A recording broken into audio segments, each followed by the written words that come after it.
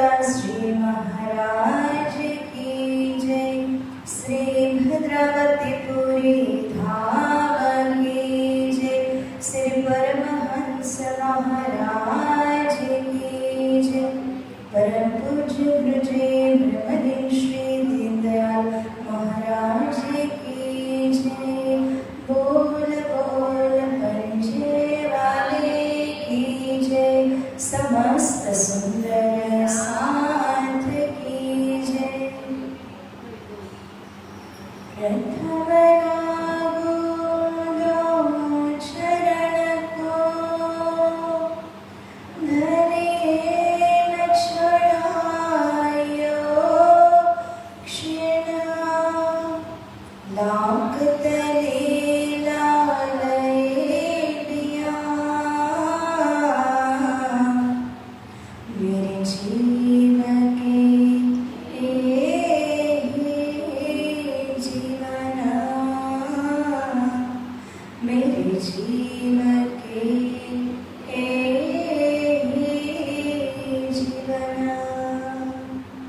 इन पाँव तले पड़ी रहो, धनी नजर खोलो बातुना।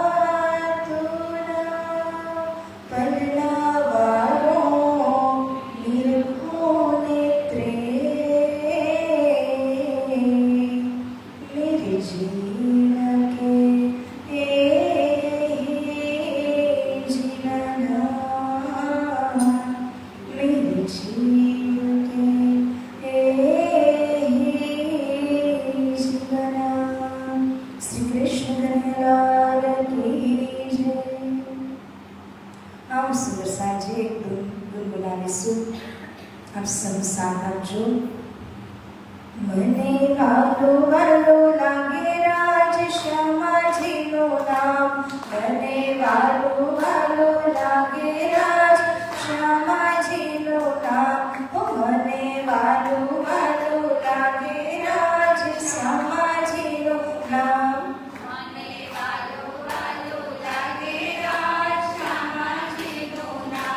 રાજ શ્યામાજીનું નામ, ધામ ધણીજીનું નામ. રાજ શ્યામાજીનું નામ, ધામ ધણીજીનું નામ. રાજ શ્યામાજીનું નામ, ધામ ધણીજીનું નામ. રાજ શ્યામાજીનું નામ, ધામ ધણીજીનું નામ. મને વાલો વાલો લાગે રાજ શ્યામાજીનું નામ. મને વાલો વાલો લાગે રાજ શ્યામાજીનું નામ.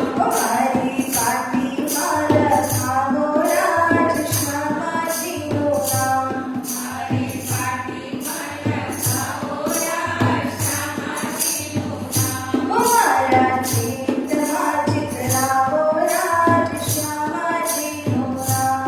મારા ચિત્તમાં ચિતરાવો રાજ શ્યામાજીનું નામ.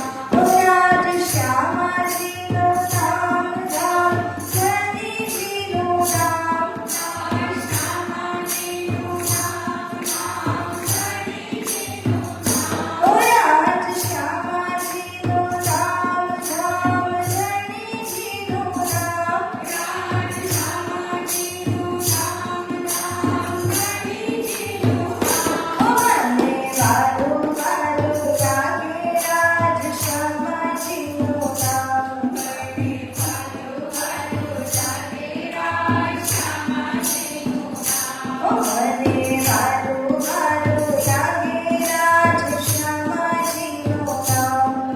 મને વાલો વાલો લાગે રાજ શ્યામાજીનું નામ. મનના મંદિરમાં બદલાવો રાજ શ્યામાજીનું નામ. મનના મંદિરમાં બદલાવો રાજ શ્યામાજીનું નામ. મનના મંદિરમાં બદલાવો રાજ શ્યામાજીનું નામ. મનના મંદિરમાં બદલાવો રાજ શ્યામાજીનું નામ. રાજ શ્યામાજીનું નામ, ધામ ધણીજીનું નામ. રાજ શ્યામાજીનું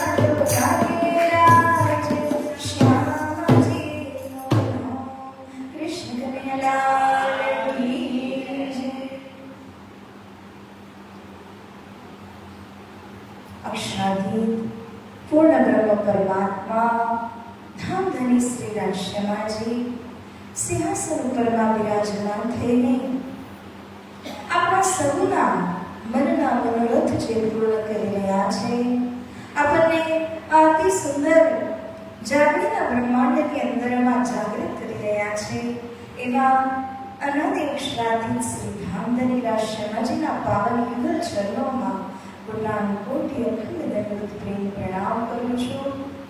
તેમજ આ અતિ પરમ પાવન ભૂમિ શ્રી રાજ મંદિર શ્રી ભદ્રાવતીપુરી ધામ તેને પણ સાષ્ટાંગ દંડવત પ્રણામ કરતાની સાથે પરમહંસ મહારાજજીના ચરણ રજ જ્યાં પડ્યા છે અને એમની દિવ્ય અલૌકિક જાની જ્યાં ક્ષેત્રમાં થઈ છે, એવા પરમહંસ મહારાજજીને પોતાના કોટી પ્રેમ પ્રણામ કરું છું.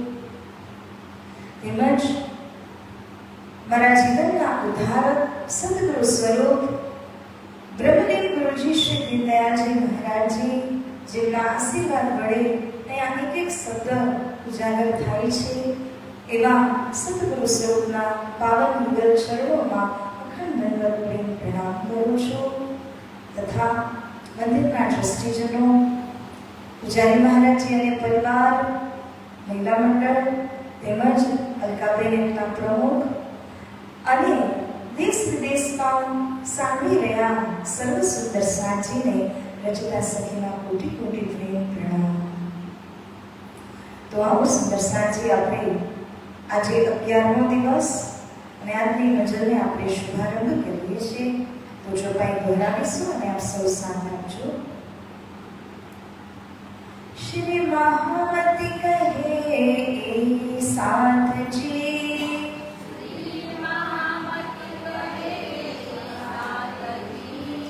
ભયા ચર્ચા કા બખત,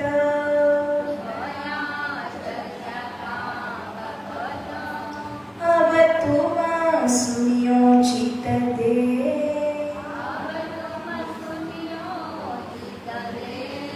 लाल आने आय बैठे इन तखत,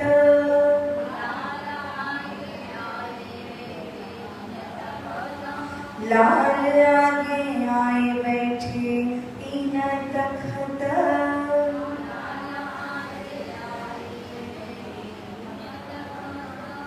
श्री महामती कहे ए साथजी,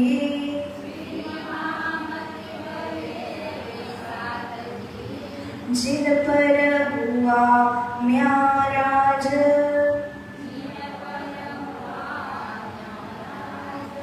सो खासल खास उम्मत है,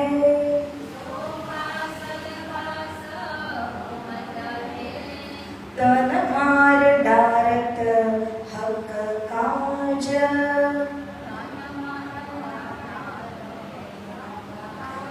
तन मार डारत हक काज,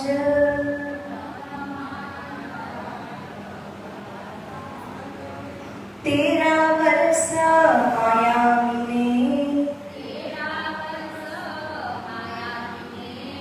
था ऊपर लौकिक बोझ, श्री राज तरफ रहत है,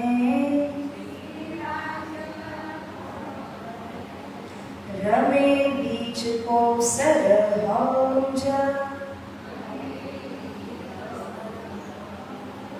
रमे बीच को सरहौज,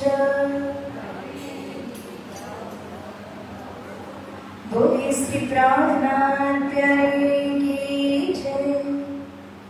પ્રાણધામ સુંદર સાજી, આજે આ વિતક ચર્ચાનો 11મો દિવસ, જેની અંદર આપણે જે પ્રકરણને સાંભળવા જઈ રહ્યા છે, જેનું શીર્ષક એટલે કે ટાઇટલ દેવામાં આવ્યું છે અવગુણ દૂર કરનાર. આ જે પ્રકરણ છે જેની અંદર શ્રી મહારાજ પોતાની જે પરાત્મા છે એને જોવા કાજે પોતાની અંદરના અવગુણોને વિકારોને દૂર કરવા લાગે છે. આ એ નિસ્બતના સંદર્ભનું પ્રકરણ છે. પ્યારા સુંદર સાજી, પરંતુ આ વાત શ્રી મહારાજના મનમાં કેમ આવી કે મારે મારા અવગુણને દૂર કરવા છે, મારે મારી પરાત્માને જોડી છે? આ વાત એટલા માટે આવી એમના દિલની અંદર, કારણ કે જ્યારે શ્રી મહારાજ પોતાના મોટા ભાઈ એટલે કે ગોવર્ધન ઠાકોર એમની જોડે જોડે કેટલી બધી જગ્યાઓ પર ગયા, શાસ્ત્રાર્થ કર્યું અને મોટા વિદ્વાન કાંચી ભટ્ટજી જેવાને પણ કાન પકડાવી દીધા. તો આ બંનેની જે જોડી હતી એ જોડી તૂટી ગઈ. શ્રી દાદાશ્રી મહારાજજી કહી રહ્યા છે કે આ જોડી પણ પરમાત્માના હુકમ દ્વારા જ તૂટી છે, એમ તો કોઈ જોડી તૂટી ન શકે. તો શ્રી મહારાજજીને ખૂબ જ ધક્કો લાગે છે, આઘાત લાગે છે. 24 વર્ષ મોટા ભાઈ અને એમના વચ્ચેનો જે સંગાત હતો 24 વર્ષ 10 મહિના અને 5 દિવસનો છે. આટલા સમય સુધી જોડે જોડે ગયા હોય અને ત્યાર પછી એકાએક જ્યારે મોટા ભાઈનું ધામગમન થયું તો સંસાર કેવું છે, ક્યારે પણ કોઈનું પણ જીવન પૂરું થઈ જાય છે, ક્ષણભંગુર છે. એ વિષયમાં શ્રી મહારાજજીના દિલની અંદર વાત ચૂભે છે, લાગે છે. અને ત્યારે શ્રી મહારાજ વિચાર કરે છે, મોટા ભાઈ ગોવર્ધન તો ધામ ચાલી ગયા, મારો શું ભરોસો? કયા ક્ષણે શું થઈ જાય કોને ખબર છે? તો મને પણ મારી પરાત્માના દર્શન કરવા છે. પરાત્મા એટલે કે રાજ્યના ચરણોમાં, પરમધામમાં મૂળ મિલાવાની અંદર જે બધા જ સખીઓની બેઠક બેઠી છે ને 12,000ની, એ પ્રત્યેક સખીનું જે ત્યાંનું પરમધામનું જે શરીર છે એને શું કહેવામાં આવે છે? પરાત્મા. એ પરાત્માના દર્શન મારે કરવા છે. સદગુરુ સ્વરૂપ જુએ છે કે હું કોણ છું? પરમધામની ઇન્દ્રાવતી સખી છું. કારણ કે સદગુરુ મહારાજજીને કહેતા હતા કે તમે પરમધામની ઇન્દ્રાવતી સખી છો. તો સદગુરુ જોઈ શકે છે, પણ હું કેમ મારી પરાત્માને નથી જોઈ શકતી? તો શ્રી મહારાજજીના મનમાં હતું કે મારે તો મારી પરાત્માના સાક્ષાત્કાર જીવતા જ કરવા છે. ધામ ગયા પછી તો છે જ, અહીંથી કરવા છે. આ વાત શ્રી મહારાજે પોતાના દિલમાં લીધી અને एक दिन श्री महाराज के दिल में उपजो यह विचार, हम आए हैं अरस से, भेजे हैं परवरदिगार. एक દિવસ શ્રી મહારાજના દિલમાં આવ્યું, અરે અમે 12,000 સખીઓ તો પરમધામથી રાજ્યની પરવાનગી એટલે પરમિશન લઈને જ આવ્યા છે. અમે કઈ અમારા મનથી તો આવ્યા નથી. તો રાજ્ય પ્રત્યે અમારી ઉજ્જત, અમારો દાવો ચાલે કે ના ચાલે? અવશ્ય ચાલે, કારણ કે રાજ્યની ઈચ્છા પ્રમાણે જ આપણે આવ્યા છીએ. એટલા માટે શ્રી મહારાજ વિચાર કરે છે કે હવે મારે મારી પરાત્મા જોવી છે ને કોણ દર્શન કરાવી શકે છે? તો શ્રી રાજજી જ કરાવી શકે છે. બાકી કોની તાકાત છે? 13 વર્ષ સુધી તો સદગુરુ સાથે મિલાપ કર્યો. કેટલા વર્ષના હતા આપણે ગઈકાલે સાંભળ્યું હતું? 12 વર્ષ 2 મહિના અને 10 દિવસના. તો ત્યારથી લઈને 13 વર્ષ સુધી શ્રી મહારાજ બાહ્ય જગતની અંદરનું જ્ઞાન લેવા લાગ્યા. મંત્રી પદની પ્રાપ્તિ કરવા માટે એમણે ખૂબ જ મહેનત પણ કરી. એ જે 13 વર્ષ હતા, 12 વર્ષની ઉંમરથી મળ્યા અને પછીના જે 13 વર્ષ હતા, એટલે હવે મહારાજ કેટલા વર્ષના થયા? 25 વર્ષના. તો 13 વર્ષમાં માયાનો બોજો એમના ઉપર હતો. એક બાજુ લૌકિક ભણવાનું, કોલેજમાં જવું કરવું, એ બધું જ્ઞાન પ્રાપ્તિ કરવાની, અને એક બાજુ પર સદગુરુ સ્વરૂપના પાસેથી તાલીમ પ્રાપ્ત કરવાની, પરમધામનું જ્ઞાન હાસિલ કરવાનું. એટલા માટે કહ્યું કે એક બાજુ તો ખેલની અંદર જ્ઞાન પ્રાપ્ત કરે છે, બીજી બાજુ રમે બીજ કૌશલ હૌજ પરમધામની અંદરના ભોજ કૌશલ તળાવમાં શ્રી મહારાજ રમણ કરતા ત્યાંથી શીખતા, એનું ચિંતન કરતા. એનું ચિંતન કરવું એટલે ત્યાં વિહાર કરતા. તો આ રીતે સંસારનું અને બ્રહ્માંડનું બંને બાજુનું જ્ઞાન લેવાની એક ઉંમર હતી એમની. 25 વર્ષ સુધીમાં એમને બધું જ પ્રાપ્ત કર્યું અને ત્યારે જ આ ગોવર્ધનભાઈનો ધામ ગમન જેવી ઘટના ઘટી ગઈ. જ્યારે ગોવર્ધનભાઈ ધામ ચાલ્યા તો શ્રી મહારાજના દિલને વાગ્યો ધક્કો, મારો શું ભરોસો? હવે હું રાજીને પ્રાર્થના કરું કે મને મારી પરાત્મા દેખાડો, તો શું રાજી ના દેખાડે? દેખાડે. तो हमारी उज्जत राज सो कछु न चलत, हम क्यों न देखे धाम को अपनी जो रीत गीत. श्री महाराज विचारे छे कि तो શું મારી ઉજ્જત, મારો દાવો રાજી મહારાજી પ્રત્યે નહીં ચાલે? અવશ્ય ચાલવું જોઈએ. મારા ધણી છે, હું એમની ધન્યાણી છું, તો કેમ મારો દાવો નહીં ચાલે? એટલા માટે શ્રી મહારાજજી હવે વિચાર કરે છે કે મને મારું ધામ કેમ નથી દેખાતું. સદગુરુ મહારાજજીને તો 24 કલાકમાં પરમધામમાં કયા સમય શું કરે છે બધી લીલા ખબર છે, દેખાય છે. કોઈ ચરણોમાં આવી પ્રણામ કરે છે, એ કોણ છે પરમધામમાં, એ સુદ્ધા દેખાય છે. તો મને કેમ કંઈ નથી દેખાતું? એ તો ધામની છું. अपने मूल स्वरूप को देखे सकल चरित्र, वर्तमान जैसे जहां तब हम होय पवित्र. श्री महाराजे એ વિવેચન કર્યું કે જ્યારે હું મારા મૂળ પરાત્માને, મૂળ સ્વરૂપના દર્શન કરું, રાજ્ય કરાવી આપીને હું કરું, તો હું પવિત્ર થઈ જાઉં. આ પવિત્ર થવા માટે શ્રી મહારાજ પ્રયત્ન કરવા લાગ્યા અને કહે છે, हमरो धाम धनिया पर चले ना इतनो जोर, तो कई हम नहीं धाम की गई हम में ही खोर. अगर धाम धनी ऊपर मारो आटલું પણ દાવો ન ચાલતો હોય તો પછી જરૂર મારી અંદર કોઈ વિકાર છે, તો જ મને મારી પરાત્મા નથી દેખાતી.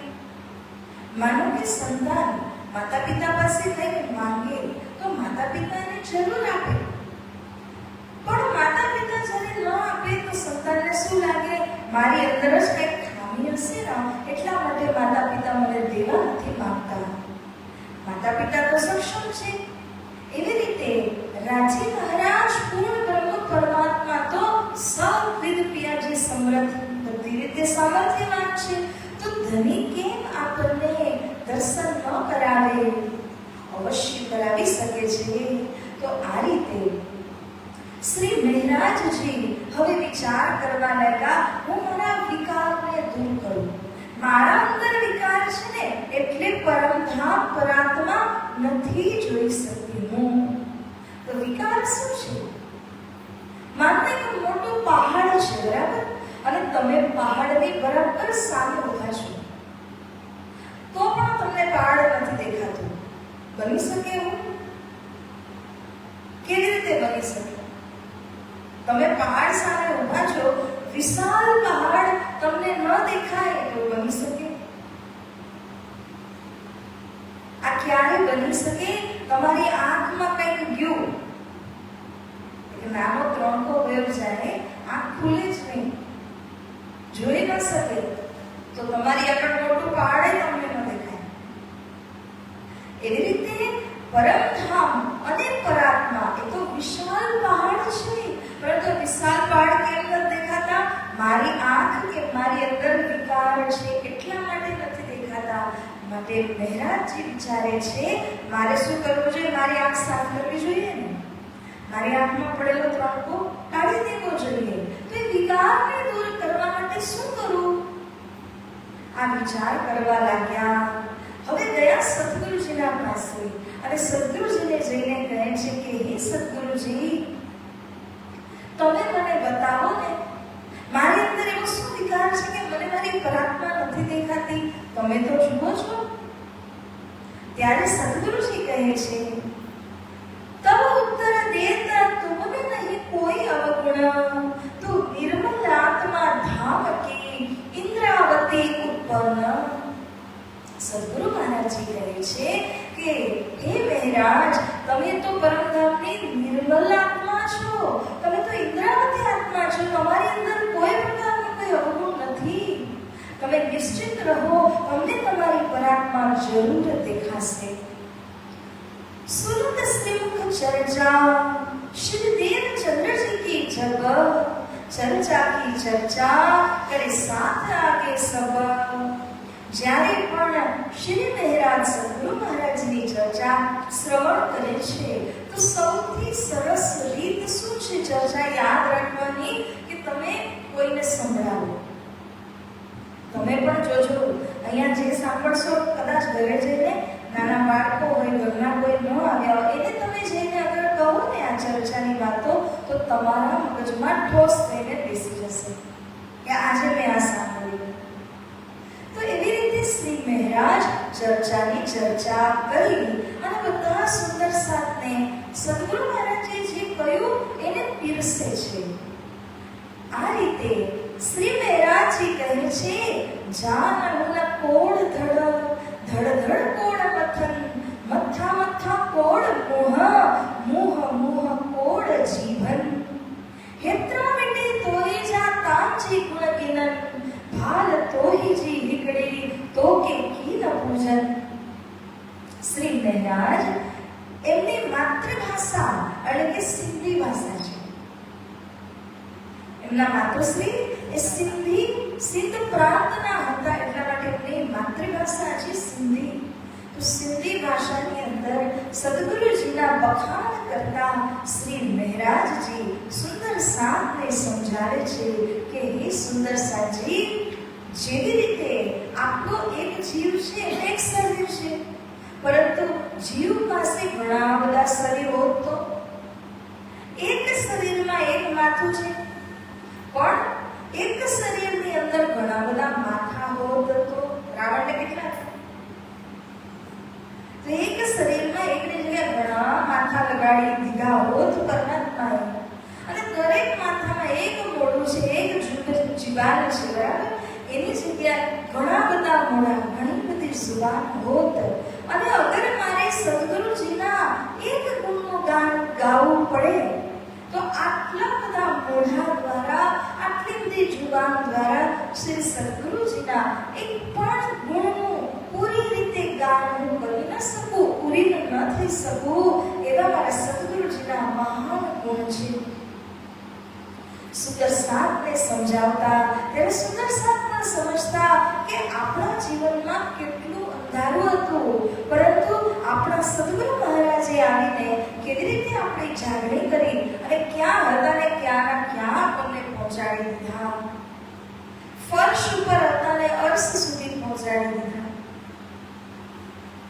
આપણા જીવનમાં જોઈએ તો પરમહંસ મહારાજજી ક્યાં હતા અને ક્યાંથી ક્યાં ચાલીને આણંદમાં ભરોડાની અંદર આવ્યા અને અહીં આવીને આ સુંદર શ્રી રાજ મંદિરની સ્થાપના કરીને ખૂબ સરસ રીતે એને સુંદર સાતને આ ધન પીરસ્યું છે, આ તારતમ આપ્યું છે, આ મહામંત્ર આપ્યો છે. નહીં તો આપણે ક્યાં પડ્યા હતા? તો જેટલા આપણે સદગુરુજીના કે પરમહંસ મહારાજજીના આપણે જેટલા ગુણગાન ગાઈએ એટલા જ ઓછા છે, કારણ કે આપણે કેવામાં પડ્યા હતા અને ક્યાં આપણને પહોંચાડી દીધા, એમની કૃપા છે. तिस वास्ते अपने मन पर करते बड़ा जुलूम, कस्त अपने आकार को जगावने अपनी आत्मा.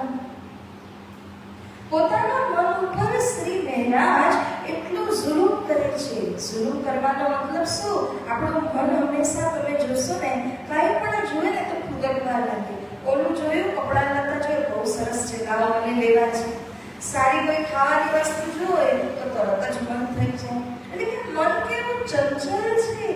એ ચંચલ મનને પણ શ્રી મહારાજ પોતાના જ્ઞાન અને પોતાના સાધના દ્વારા બેસાડી દે છે અને પોતાના મનની ઉપર જુલુમ કરે છે. કારણ કે મન કેવું ચંચલ છે, રસ્તો ભટકાવી દે આપણને. એટલા માટે પોતાના શરીરને કષ્ટ આપે છે. કષ્ટ કેવી રીતે આપે છે? તો આપણે તપસ્યા કરીએ, એવી રીતે શ્રી મહારાજજી તપસ્યા કરવા લાગ્યા. તપસ્યા કેમ કરી? ઉતરતે આહાર ઘટાયા, રહ્યા પૈસા બર દોય. જેટલું ભોજન આપણે લઈ શકતા હોય, માનો કે રૂપિયાની અંદર 16 આના હોય, 16 આનામાંથી ઘટાવ્યું 15, 14 આના પર લઈ આવ્યા.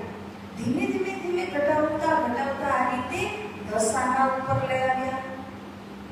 એમાંથી ધીમે ધીમે ધીમે ઘટાડ્યું 5 આના, 4 આના, 2 આના પર લઈ આવ્યા, 1 આના ઉપર લઈ આવ્યા છેલ્લે, અને 1 આનામાંથી પણ અડધું કરી દીધું. રહ્યા પૈસા ભરે ધોય. 1 આનામાં 4 પૈસા હોય, તેમણે કેટલું રાખ્યું? 2 પૈસા જેટલું.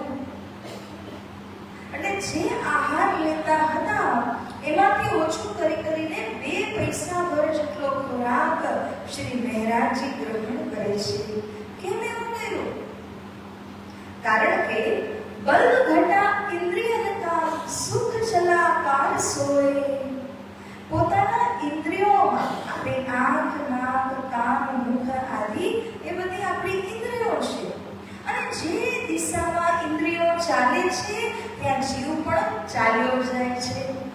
એમનું બળ ઓછું કરવા માટે શું કર્યું? ભોજન ઘટાડી દીધું. તમે ભોજન જ ન લો તો પછી ઇન્દ્રિયોને પણ શક્તિ ન મળે. શક્તિ ન આપવાનું કારણ હતું કે ઇન્દ્રિયોને પોતાના વશમાં કરવા માટે, મનને પોતાના વશમાં કરવા માટે શ્રી મહારાજજી આહાર ઘટાડીને શરીરને સુખાવે છે, શરીરનું બળ શક્તિ ઓછી કરી નાખે છે. આ રીતે હવે શ્રી મહારાજના હાથ ઉપર એક જ વસ્તુ છે, માળા લીધી છે. રાજશ્યામાજી, રાજશ્યામાજી, રાજશ્યામાજી નિરંતર. કારણ કે જે મનમાં શક્તિ નથી એ મનને જ્યારે રાજશ્યામાજીનું નામ હાથમાં પકડાવી દીધું મનના, ત્યારે એ મન શું કર્યા કરશે? ઘૂંટ્યા જ કરશે, યાદ કર્યા જ કરશે. તો જ્યારે કોઈ પણ તપસ્યા કરતા હોય તે પણ શું કરે? પોતાના શરીરને તપાવે. શરીરને કેમ તપાવવું પડે છે? કારણ કે આ શરીર તો માયાનું છે ને, અને અંદર જે આત્મા છે એ આત્મા એ તો પરમધામ સંબંધી છે. તો એ આત્માને જાગવા નથી દેતું શરીર, ઇન્દ્રિયો અને મન. નહીં તો એ માયામાંથી નીકળીને પરે જશે. તો એ જે શરીરના ગુણને દબાવવા માટે, એની મનની ચંચળતાને રોકવા માટે શ્રી મહારાજજી આ બધો પ્રયાસ કરી રહ્યા છે. તેમ છતાં પણ મન કેવું છે કે ઉછાળા મારે છે. મનને પકડવા શું આવ્યું? મારી પત્નીના જે કઈ આભૂષણો છે એ તો મારા છે. મહારાજજીના પત્ની કોણ હતા? ફૂલબાઈ માતા. તો ફૂલબાઈની પાસે જેટલા આભૂષણ આદિ છે એ તો મારા છે ને. તો મન ક્યાં લાગ્યું? આભૂષણમાં. तब घर के भूषण कोई રહ્યા स्त्री के पास, सो भी चित्त में अवगुण आया दिल में खास. કોઈ વસ્તુની અંદર મન કેન્દ્રિત થતું હતું, પરંતુ મહારાજજીને મન ક્યાં લગાવવું હતું? પરમધામમાં લગાવવું હતું. એ મન ક્યાં લાગતું હતું? ક્યાંક ને ક્યાંક લૌકિક વસ્તુની અંદર લાગી રહ્યું હતું. તો ઘરની સ્ત્રીના આભૂષણ માં મન લાગ્યું. શ્રી મહારાજજી શું કરે છે? એ આભૂષણો લીધા, સદગુરુજી પાસે જ્યારે ગયા તે આભૂષણો આપી દીધા અને કહ્યું કે આ આભૂષણ સેવામાં અર્પણ છે. જેથી કરીને આ મન હવે પાછું એવું ન કરે કે ઘરની સ્ત્રીના આભૂષણ તો તમારા જ છે ને, મન ક્યાં લાગે હવે? એટલા માટે મનને પરખવા માટે, પરીક્ષા કરવા માટે बाजार गया. परख ऐसी करे मन की खींचे बहुत वचन, अजब नहीं सही की मान रे चंडाल मन. શ્રી મહારાજ પોતાના મનની પરીક્ષા કરવા માટે જાય છે બજારમાં. હવે મારું મને ક્યાં દોડે છે, મારે જોવું છે. તો ઘરની અંદર તો બધે મન કશે લાગ્યું નહીં. હવે બજારમાં જઈને જ્યારે જોયા તો સુંદર કપડાં, વસ્ત્ર, લતાઓ, ઘરેણાં એ બધા દુકાનોમાં દેખાય તો મન ચકિત થઈને જોવા, અરે કેટલું સુંદર છે, આપણું મન શું કહે, કેટલું સુંદર છે, લેવાનું મન થઈ જાય. પરંતુ શ્રી મહારાજ પોતાના મનને ફટકાર આપીને કહે છે કે હે મારા મન, તું કેટલો ચંચલ, કેટલો ચંડાલ છે. આટલું તને હું સમજાવું છું તો પણ તો માયામાં ભાગે છે. તારે લાગવું જોઈએ પરમધામમાં, શ્રીરાજીમાં. તો આ પ્રમાણે કરતા કરતા હવે શ્રી મહારાજજીનું જે મન છે એ મન હવે પોતાના વશમાં આવ્યું અને આ મન હવે પરમધામમાં કેન્દ્રિત થયું. હવે જેટલું નામ લઈ રહ્યા છે શ્રી મહારાજ તો પોતાનું પૂરું ધ્યાન મૂળ મિલાવવામાં કેન્દ્રિત હતું. પોતાની પરાત્માનું ધ્યાન કરતા હતા. એમને કોના દીદાર કરવા હતા? પરાત્માના. પોતાની જે પરાત્મા છે એના દીદાર કરવા હતા.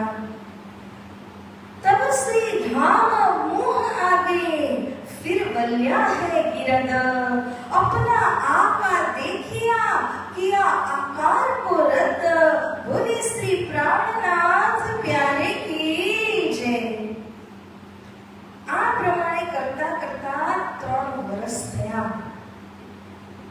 ગોવર્ધનભાઈ ધામ ગયા ને 1700ની સાલમાં ગોવર્ધનભાઈ ધામ ગયા. ત્યાર પછી મહારાજજીને આઘાત લાગ્યો. શ્રી મહારાજજી તપસ્યા કરવા લાગ્યા પરાત્માને જોવા માટે. 3 વર્ષ નિરંતર જ્યારે એમણે આવી રીતે મહેનત કરી જાણી ત્યારે શ્રી મહારાજજીને પોતાની પરાત્માના સાક્ષાત્કાર થઈ જાય છે. શ્રી મહારાજજીનું ધ્યાન લાગ્યું અને એમણે જોયું કે રંગમહલ જે પરમધામના વચ્ચોવચ છે, રંગમહલને જોઈને દર્શન કર્યા અને પછી રંગમહલની એક પરિક્રમા કરી. પરિક્રમા કરી અને મૂળ દરવાજાથી અંદર બેસી ગયા. જ્યારે અંદર ગયા ત્યારે 4 ચોરસ હવેલી પાર કરી 5મો ચોક મૂળ મિલાવા જેની અંદરમાં પ્રવેશ થાય છે શ્રી મહારાજ. અને ત્યાં પ્રવેશ થઈ અને પૂર્વ દિશામાંથી જ્યાં પ્રવેશ થયા, માનો કે આ દરવાજો છે અને દરવાજાના 2 થંભ આવેલા છે.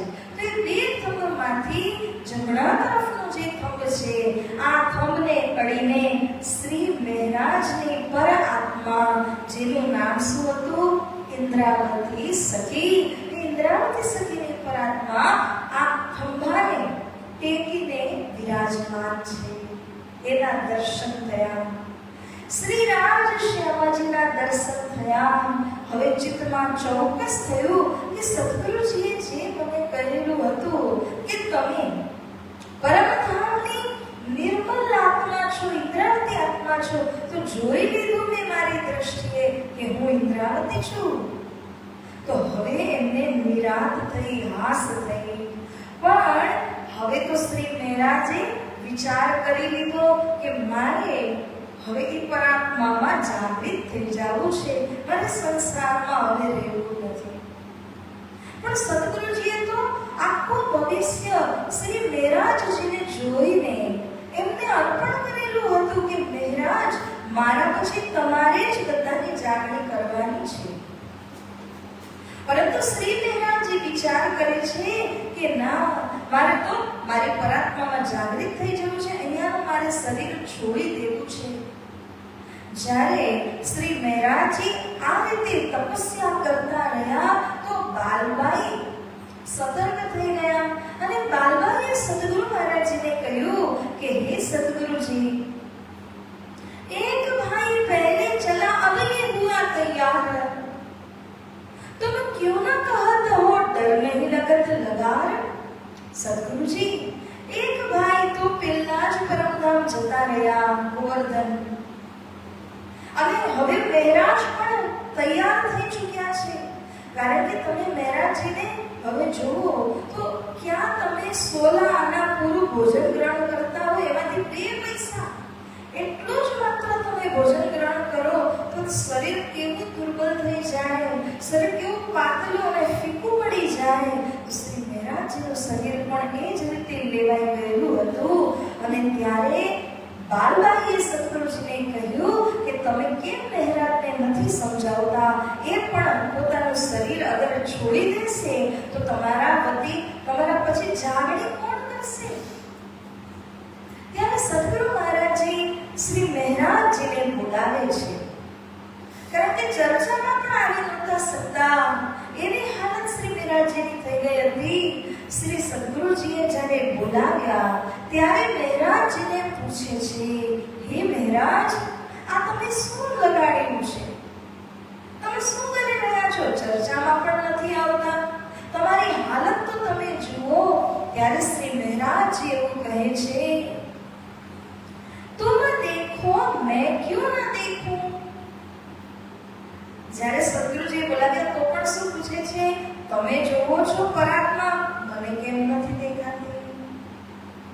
આ કેમ કીધું? કારણ કે જો સદગુરુજીને ખબર પડી જાય કે શ્રી મહારાજે પરાત્મા જોઈ લીધી છે તો સદગુરુ મહારાજજી તરત જ એમને મંદિરે બોલાવી લે, એમની તપસ્યા છોડાવી દે. એટલા માટે પોતાની પહેલાની જ વાત એમણે આ સદગુરુજીને કરી કે તમે જોઈ શકો છો તો હું કેમ જોઈ નથી શકતો? ત્યારે શ્રી સદગુરુજી કહે છે, यह वस्तु हुकुम की सो होवे एक ही ठोर, मोहे उठाए तुम बैठो पर ना होवे कहूं और. हे महाराज, જે પરાત્મા જોવાનું છે ને એ તો હુકમના હાથમાં છે. રાજી મહારાજ જ્યારે હુકમ કરશે ત્યારે જ તમને પરાત્મા દેખાશે. મારા ધામ ગયા પશ્ચાત તમને જે રાજી મહારાજે બધું જ પરમધામનું દેખાડવાના છે, તમારે જ બધી સખીઓની પરાત્મા જોવાની છે. પરંતુ જ્યાં સુધી હું જીવિત છું ત્યાં સુધી તમને આ અનુભવ નહીં થઈ શકે.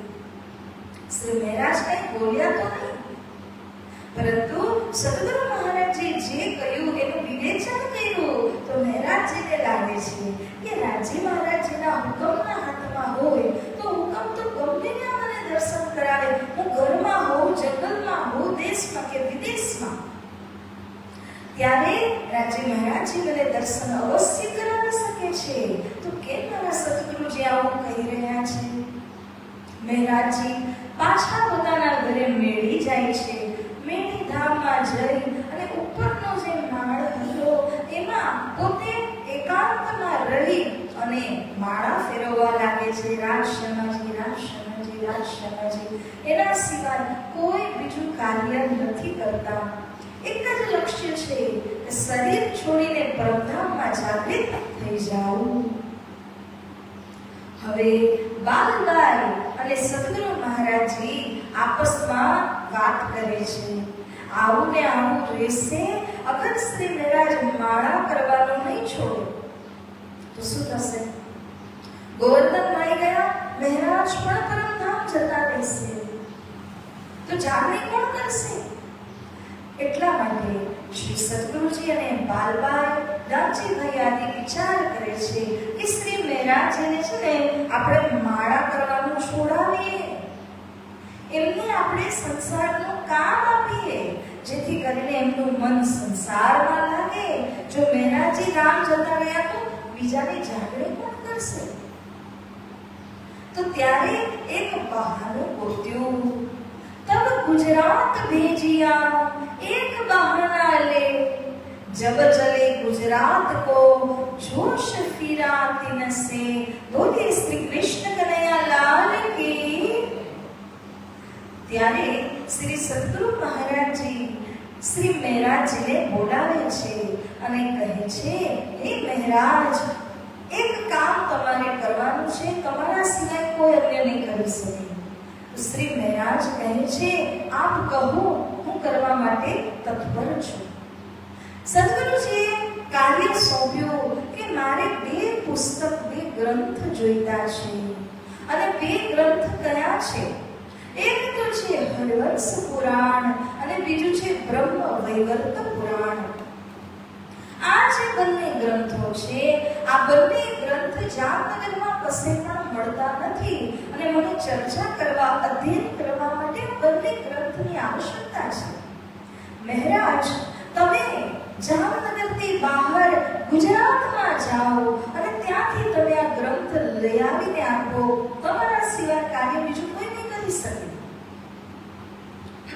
શ્રી મહારાજજી કહે છે, તમારી જે આજ્ઞા હોય એનું હું પાલન કરીશ. તો શ્રી મહારાજજી માળા મૂકી દીધી અને ગુજરાત ગયા. તે સમય જે ગુજરાત કહેવાતું, એટલે કે આજે આપણે જેને અમદાવાદ કહીએ છીએ, તે દિશામાં ગયા અને ગુજરાતમાં જઈ શ્રી મહારાજજી હજી તો કંઈ પોતે ગુજરાત માટે રવાના માત્ર થયા હતા. તો સદગુરુજીને લાગ્યું કે 15 દિવસ તો ઓછામાં ઓછા થશે. જાય આવે, ચાલીને જાય, પોતે કરે, ગ્રંથ ક્યાં મળે. એટલા માટે સદગુરુજી થોડા નિશ્ચિંત થયા. પરંતુ શ્રી મહારાજ જેમ જ ગુજરાતની તરફ ગયા કે ત્યાં જોશ ફિરા દિવસે રાજી મહારાજજી એક હુકુમનું સ્વરૂપ, જોશનું સ્વરૂપ ધારણ કરી અને આવ્યા બ્રાહ્મણના દેશમાં. એ બ્રાહ્મણ શ્રી મહારાજજીને રસ્તામાં મળ્યા અને કહે છે, આપણે વાત કરી ને એકબીજા સાથે, તમે ક્યાં જાઓ છો? ત્યારે શ્રી મહારાજજી જણાવે છે કે હું ગુજરાત અમદાવાદ જઈ રહ્યો છું. શા માટે? તો મને આ બે પુસ્તકની આવશ્યકતા છે. તો બ્રાહ્મણ કહે છે, અરે આ બે પુસ્તક તો મારી પાસે પણ છે ને મને તો કોઈને આપી દેવી છે. હું તમને દઈ દઉં? ચોક્કસ આપી દઉં. પૈસા દઈને નેશાવર આપી અને બંને ગ્રંથ લઈ 15 દિવસનું કામ સોંપ્યું હતું. ફક્ત 2 દિવસમાં પાછા આવી. કૃષ્ણ કનૈયા લાલ કી જય. જેમ જ પાછા આવ્યા, સદગુરુ મહારાજના ચરણોમાં પુસ્તકો રાખ્યા. તો સદગુરુજી વિચાર કરવા લાગ્યા, અરે 15 દિવસનું કામ 2 દિવસમાં કરીને પાછા આવ્યા. હવે આને શું કર્યું? ઘરે પાછા મેળીમાં ગયા તો રાજ પાછું એ જ પરાત્મા જોવા માટે અને ધામમાં ઉઠવા માટે એમનો પ્રયાસ ચાલુ થઈ ગયો. ત્યારે બાલબાઈ, સદગુરુ સ્વરૂપ અને ગાંધીભાઈ આદિએ વિચાર કર્યો કે આપણે શ્રી મહારાજજીને કોઈ બહુ અઘરું કામ દેવું પડશે. નાના નાના કામમાં તો શ્રી મહારાજજી તરત પતાવીને આવી જાય છે. તો અઘરું કામ એવું આપીએ કે એમનું મન જે પરમધામમાં નિરંતર લાગેલું છે એ હવે પાછું સંસારને માયા તરફ આવી જાય. ત્યારે સદગુરુ સ્વરૂપ બાલબાઈ, ગાંધીભાઈ આદિએ સલાહ કરી અને વિચાર કર્યો કે અરબ દેશમાં ગાંધીભાઈ કરતા મોટા ખેતાભાઈ હતા. વર્ષો પહેલા તેઓ ગયા હતા વ્યાપાર કરીને ધન કમાવા માટે, પરંતુ ત્યાર પછી ક્યારેય પાછા ભારતમાં આવ્યા નહીં. ત્યારે લોકોએ વિચાર કર્યો કે આપણે શ્રી મહારાજજીને મોકલીએ અને તેઓ જાય, ખેતાભાઈને જગાડે, તાતમની વાત કહે, જેથી કરીને શ્રી મહારાજનું મન લાગી જાય સંસારમાં અને ખેતાભાઈ અગર જાગૃત થઈ જાય તો સોનામાં સુગંધ. કારણ કે આટલા વર્ષોથી ત્યાં છે, ત્યાંથી જે પણ ધન જમા કર્યું છે એનાથી ધર્મનું કાર્ય કરવા માટે એ પણ સુલભ થઈ જશે. તો આ વિચાર કરી અને મહારાજજીને પાછા સદગુરુ મહારાજજીએ બોલાવ્યા અને કહ્યું કે હે મહારાજ, મારા આટલા બધા શિષ્યો છે પણ તમારા બરાબર કોઈ નથી. હું તમને એક બહુ જ સરસ મોટું કાર્ય સોંપવા માંગુ છું. મહારાજજી વિના પૂછે કહે છે કે ગુરુદેવ, તમે જે આજ્ઞા દેશો એ હું શિરોધાર્ય કરું છું. આપ માત્ર હુકુમ કરો. સદગુરુજીએ આ પ્રસંગ એમને સમજાવતા કહ્યું કે ગાંધીભાઈના મોટા ભાઈ ખેતાભાઈ છે, અરબ દેશમાં ઘણા વર્ષોથી છે અને ત્યાં જઈને તમે એમની જાગણી કરો, જેથી કરીને જો ખેતાભાઈ જાગી જશે તો ખેતાભાઈ પણ અહીંયા આવશે અને ખેતાભાઈ જો અહીંયા આવશે તો વર્ષો સુધી એમને જે જમા કરેલું ધન છે એ પણ અહીંયા આપણે ધર્મ કાર્યમાં મળશે. અને ખેતાભાઈને અગર આત્મ જાગૃત પરમધામની અંદર ખેતાભાઈ તમને ધન્યવાદ આપશે કે હે મહારાજ, તમે આટલા દૂર સમુદ્રને પાર કરીને ભારતથી ઠેઠ આરબ દેશ આવ્યા, તમે મને જાગૃત કરી, એનો શ્રેય તમને જશે. આ રીતે જ્યારે સદગુરુ સ્વરૂપે એમને બધું જ સમજાવી આપ્યું, ત્યારે શ્રી મહારાજ તૈયાર થયા.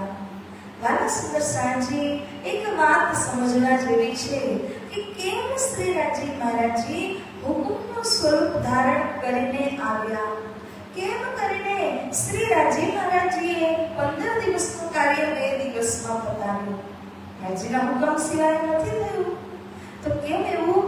કારણ કે શ્રી મહારાજને તમે ફક્ત 15 દિવસનું કાર્ય આપો તો એની અંદર શ્રી મહારાજજીનું મન જે ધામમાં લાગી ગયું છે ને, એ સુરતા ક્યારેય ન તૂટે. એટલે મોટું કાર્ય દેવું પડે, અઘરું કાર્ય દેવું પડે, તે માટે સદગુરુ સ્વરૂપે વિચાર કરીને એમને અરબ દેશ જવાનો આદેશ દીધો. તો સુદર્શનજી અહીંયા કહે છે કે શ્રી મહારાજજી વિક્રમ સંવત છે 1703ની સાલ.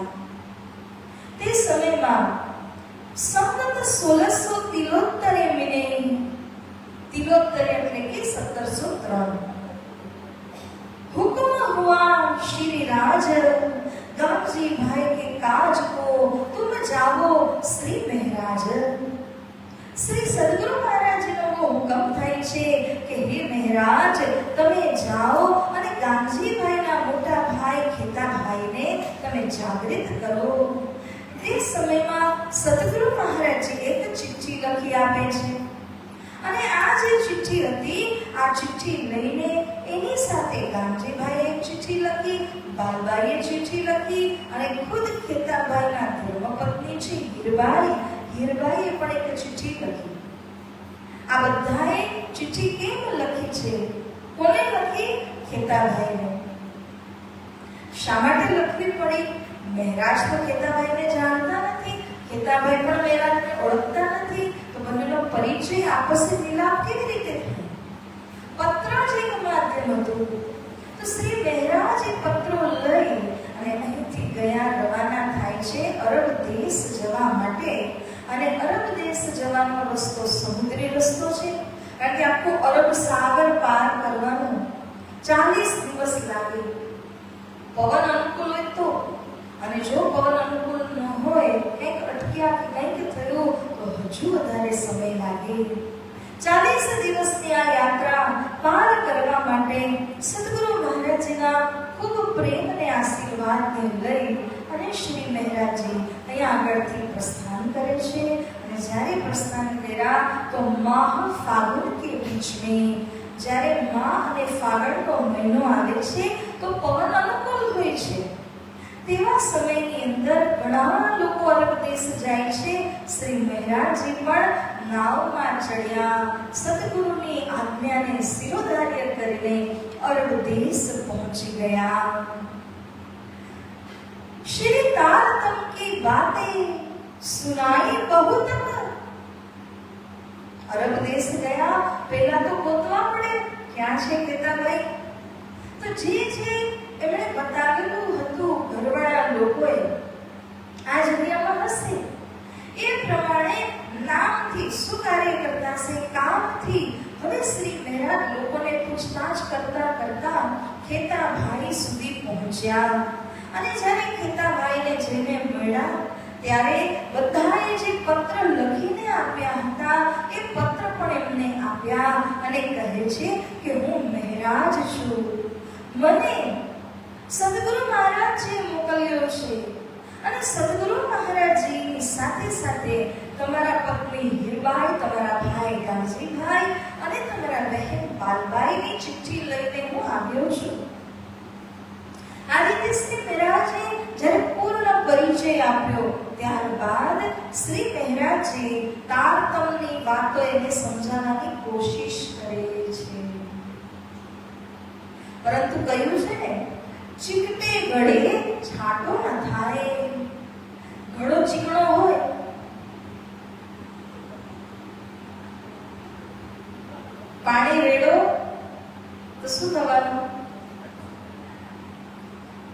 તપસી જાય, અંદર પ્રવેશ ના થાય, સિંચન નહીં થાય. એવી રીતે આ જે ખેતાભાઈ હતા, વર્ષો વર્ષ સુધી અરબ દેશમાં રહી અને એમણે એટલું ધન તો ભેગું કર્યું હતું કે ન પૂછો વાત.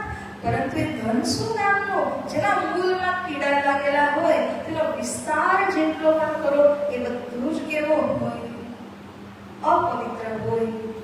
તો ખેતાભાઈએ ઘણા પાપ કર્મ ઇત્યાદિ કરીને બહુ જ ધન બટોરેલું હતું. પરંતુ જ્યારે મહેરાજજી એમને તારતમ્યની વાતો સમજાવે છે કે છાંટો પણ એમને લાગતો નથી. છાંટો એટલે નથી લાગતો કારણ કે દિલ જે છે એ દિલની અંદર વિકાર છે, મળ છે, મેલ છે. એ મેલને લઈને જ્યારે જે કઈ વાતો શ્રી મહેરાજજી એમને કહે છે તો એ ઉપર ઉપર કાનમાં જાય ખરી, પણ બીજા કાનથી બહાર. એને જ કહેવાય હાથી કાન. હાથી કાન એટલે શું છે કે એવા મોટા કાન જોવાના છે પરંતુ સંભળાતું કશું જ ન હોય. તો ખેતાભાઈને એ જ હાલત થઈ કે મહેરાજે જે પણ સમજાવ્યા એ અંદર પ્રવેશ નહીં થયો, બલકે સાંભળ્યું અને છોડી દીધું. કોઈ છાંટો લાગ્યો નહીં. લીલ જમા થઈ ગઈ હોય તો એ કેવો ચીકણું હોય. એવી રીતે હૃદયમાં જ્યારે કાળી કે લીલ જમા થઈ જાય તો આ વાણીની વાતો અંદર નહીં ઉતરે. સાંભળશો, હાજી હાજી કહેશો, પરંતુ અંદર જઈને જે કામ કરવાનું છે નહીં કરી શકે આ વાતો. માટે સુદર્શનજી જેટલો પણ પ્રયાસ શ્રી મહેરાજજી કરે છે પરંતુ કઈ જ કામ આવતું નથી. उनको छाट न लागही सब कही अपनी बीतक. श्री મહેરાજજી પોતાની સંપૂર્ણ બીતક એમને કહે છે કે કેવી રીતે શ્રી મહેરાજ સદગુરુજીના સાનિધ્યને પ્રાપ્ત કર્યા. સદગુરુ મહારાજજીએ તારતમ મહામંત્ર પ્રાપ્ત કર્યો અને દિવસમાં 3 વખત એમના મોટાભાઈ ગાંધીભાઈના ઘરે કૃષ્ણજી આવીને દર્શન આપે છે. આડિકા લીલા થાય છે. આટલા બધા સુંદર સાથી જાગની થઈ ચૂકી છે. બધી વાતો કરી પરંતુ કોઈ છાંટો એમને લાગ્યો નહીં. હવે શ્રી મહેરાજ એમને કહે છે કે તમે કેટલું કમાશો. આપણું ભજન ગાઈએ છે ને, કયું? હા, જરા સરવાળો માંડજો. તમે સરવાળો કરો, કેટલું કમાણા અને કેટલું તમારી પાસે છે. કમાઈ કમાઈ કમાઈ કમાઈને આપણે ખર્ચ થઈ ગયા. કૃષ્ણ કનૈયા લાલ કી. પરંતુ જેટલું કમાણા એમાંથી વાસ્તવમાં આપણી પાસે કેટલું છે એની કઈ ખબર નથી. કેમ કે જે કમાઈ અને ધામ લઈ જવાનું છે એ તો કમાણા નથી, અને જે કમાઈને અહીંયા છૂટી જવાનું છે, છોડીને જવાના છે, એ જ કમાવ્યું છે. તો શ્રી મહેરાજ ખેતાભાઈને સમજાવે છે, ખેતાભાઈ, ગામજીભાઈ તો સેવા કરીને એટલો યશ પ્રાપ્ત કર્યો છે. ધામમાં ધન્ય ધન્ય, અહીંયા પણ ધન્ય ધન્ય.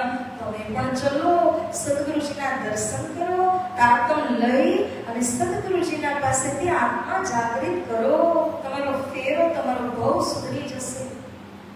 તો શ્રી મહેરાજે જેટલું સમજાવ્યું ના, તો ખેતાભાઈ એક વાત કરી, સાંભળો મહેરાજ, હું જેટલું કમાણું છું એ બધું જ એક મેં રજિસ્ટર બનાવ્યું છે. અને આ રજિસ્ટરની અંદર કોને મેં કેટલા પૈસા વ્યાજે આપ્યા છે, કોના પાસે કેટલું મારું ધન પડ્યું છે ને, અને ક્યાં કેટલું ધન બચાવીને રાખ્યું છે, એ બધું જ એમાં લખ્યું છે. તમે એવું કરો, તમે આ જે બી ધન છે એને બધું પહેલા તો અહીંયા તમે ભેગું કરો. કારણ કે ભારત લઈ જવું હોય તો તમે આ ધન ભારત લઈ નહીં જઈ શકો. તમારે એને ભારતના રૂપિયામાં બદલાવવું પડે. તો ખેતાભાઈ કહે છે કે પેલા ધનને અહીંયા તમે જમા કરો, પછી એને બદલાવાનું કામ હું કરી દઈશ ભારત લઈ જવા માટે. એની સાથે જ ખેતાભાઈ એક હજી વાત કરી. ખેતાભાઈ કહે છે કે તમે જે ધારી રહ્યા છો ને કે કાનજીભાઈની જેમ હું સેવા કાર્ય કરું એ સંભવ નથી. કારણ કે કાનજીભાઈએ જે ધન કમાવ્યું છે એ ખરેખર 10 આંગળીથી મહેનત કરીને એમણે સારી રીતે કમાવેલું ધન છે. મારું ધન કીડા લાગેલું ધન છે, જેના મૂળમાં કીડા છે, તેના વિસ્તારમાં પણ હશે જ. મારા ધનને કમાવા માટે મેં એટલી બધી ગલત કામો કર્યા છે કે જેના લીધે મારું ધન પવિત્ર ધન નથી. એવું કહેવાય છે, શુદ્ધ દારા और લક્ષ્મી પાપી કેવી હોય છે કે લક્ષ્મી જે હોય પાપીની પણ હોય, દારા પત્ની પાપીની પણ હોય, પણ એ કેવી હોય? લક્ષ્મીનું પણ એવું છે, જે પાપીના પાસે લક્ષ્મી હોય તો એ લક્ષ્મી પણ એવી જ હોય, એની ગતિ પણ એવી થાય. તો ખેતાભાઈએ છે ને, આ બહુ કામની વાત છે, જીવનમાં ઉતારવાની વાત છે. ખેતાભાઈએ પોતાના ધનની ગતિ બતાવી. મારું ધન સારું નથી. તમે વિચારો છો કે ગાંધીભાઈએ જે રીતે સેવામાં ધન લગાવ્યું તો મારું ધન સેવામાં લાગી નહીં શકે. કેમ? મારી ગરવી મારું ધન નષ્ટ છે, ભ્રષ્ટ છે. ખેતાભાઈએ ચોખવટથી સમજાવીને કહ્યું, हमारी नष्ट गरवी है ऐसी परमार्थ में लगे ना तैसी. माરું ધન પરમાર્થમાં ક્યારે નહીં લાગે તો ક્યાં લાગશે એ પણ બતાવે છે. ગીરે જાય કે જલ કે માહે, એનું કોઈ બતાવ્યું જલમાં ડૂબી જશે. કે ભસ્મ હોવે અગ્નિ કે ઠાઈ, યા તો પછી આગમાં ભસ્મ થઈ જશે. કે યહ જાઈ રાજઘર માહી, ત્રીજી ગતિ કે આ ધન રાજઘરાનામાં જતું રહેશે. રાજા પાસે આપણે જે ધનના વારિસ ન હોય એ ધન ક્યાં જાય? એ તો રાજા અથવા રાજઘરાનામાં જતું રહેશે. તો કહે છે, પેલું જલમાં, બીજું અગ્નિમાં, ત્રીજું રાજઘરાનામાં. હજી અગર જો મારું ધન બચી જશે તો રહે પાપ પાપી ઘર માહી, કૃષ્ણ કનૈયા લાલ કી. કોઈ પાપીને મળી જશે, એનાથી એ પાપ કરશે, મારા ધનથી સારું કાર્ય નહીં થાય. તો ખેતાભાઈએ પોતાના ધનની ગતિ બતાવીને સમજાવ્યું. સુદર્શનજી, આ જે ફરક છે ને, કે જ્યારે તમે નિયતથી પૈસો કમાવો, ઓછો કેમ ના હોય પરંતુ બરકત જાજી હોય, પરમાત્માની કૃપા એની અંદર હોય અને એનાથી તમે સેવા કાર્ય કરી શકો છો. સેવા કાર્ય કરવાથી તમે નામ, યશ, કીર્તિ સાથે આશીર્વાદ કમાવશો. પરંતુ જે ધન પરમાર્થ કે સેવામાં ન લાગે તો એ બધા પાપ કર્મની અંદર જ લાગવાનું છે. યા તો જલ એને ડૂબાવી દે, અગ્નિ એને ભસ્મ કરી નાખે, આ પાપી એનો ઉપયોગ કરીને જો બચે તો રાજઘરાનામાં જાય. જ્યારે આ રીતે એમને સમજાવી આપ્યું તો પણ શ્રી મહારાજ વિચારે છે કે ભલે ખેતાભાઈએ કીધું, એનો મતલબ એ તો નથી કે હું મહેનત જ ન કરું. મારે તો સદગુરુજીના કહેલા વચનનું પાલન કરવાનું છે. તો શ્રી મહારાજ રજિસ્ટર લે છે અને જ્યાં જ્યાં જે નામોના લોકોને એમણે પૈસા આપ્યા હતા એ બધા જ ઉઘરાવવા માટે, લેવા માટે શ્રી મહારાજ જવા લાગે છે.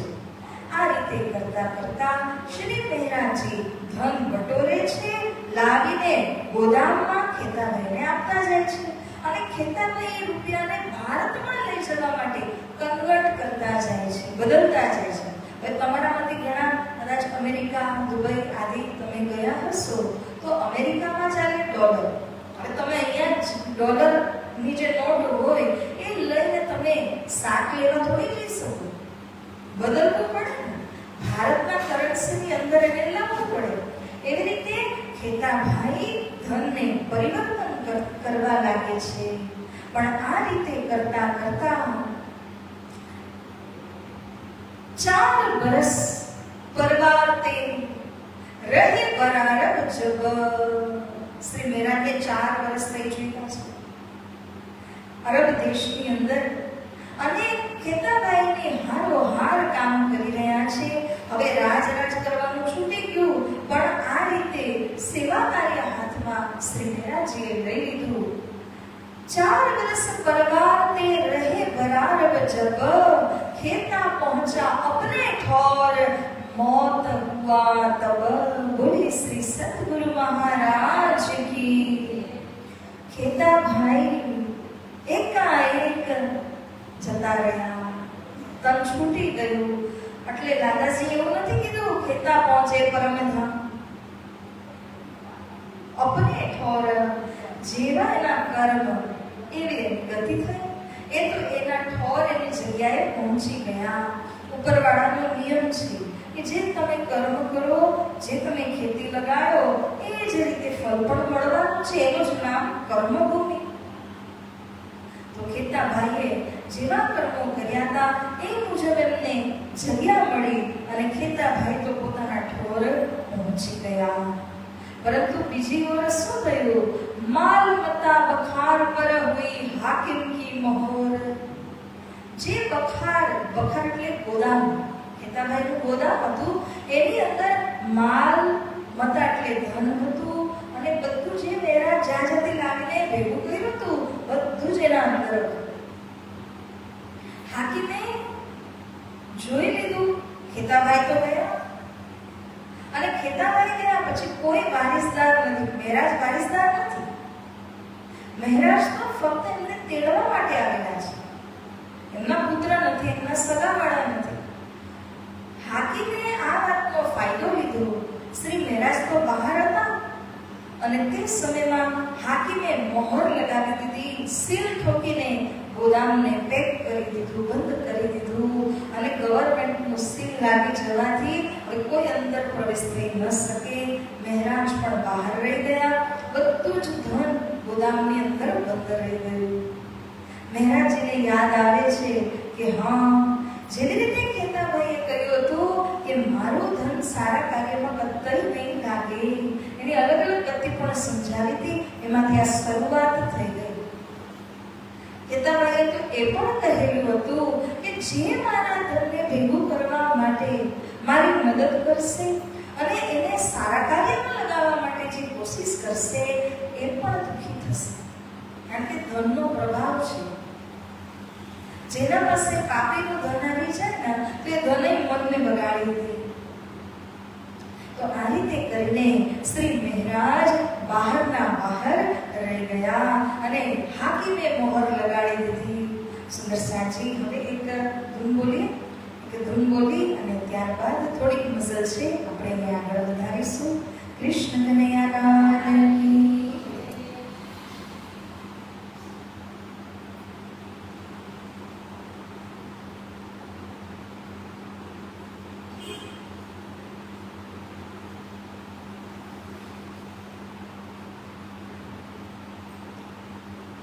आप सब साथ आपજો.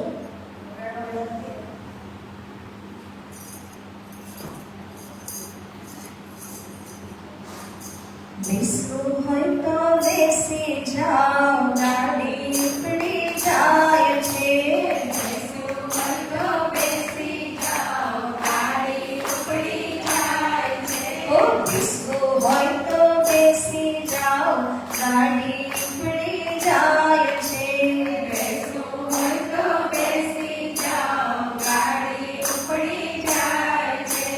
ચેતવું હોય તો ચેતી જાઓ, વખત વીતી જાય છે. ચેતવું હોય તો ચેતી જાઓ, વખત વીતી જાય છે. ધર્મનીતિના પાટા ઉપર ગાડી ચાલી જાય છે. ધર્મનીતિના પાટા ઉપર ગાડી ચાલી જાય છે. ઓ બેસવું હોય તો બેસી જાઓ, ગાડી ઉપડી જાય છે. બેસી હોય તો બેસી જાઓ, ગાડી ઉપડી જાય છે. ઓ ચેતવું હોય તો ચેતી જાઓ, વખત વીતી જાય છે. ચેતવું હોય તો ચેતી જાઓ, વખત વીતી જાય છે. સત્સંગ રૂપી સિગ્નલ બતાવી લાઈન ક્લિયર થાય છે. સત્સંગ રૂપી સિગ્નલ બતાવી લાઈન ક્લિયર થાય છે. ઓ માયા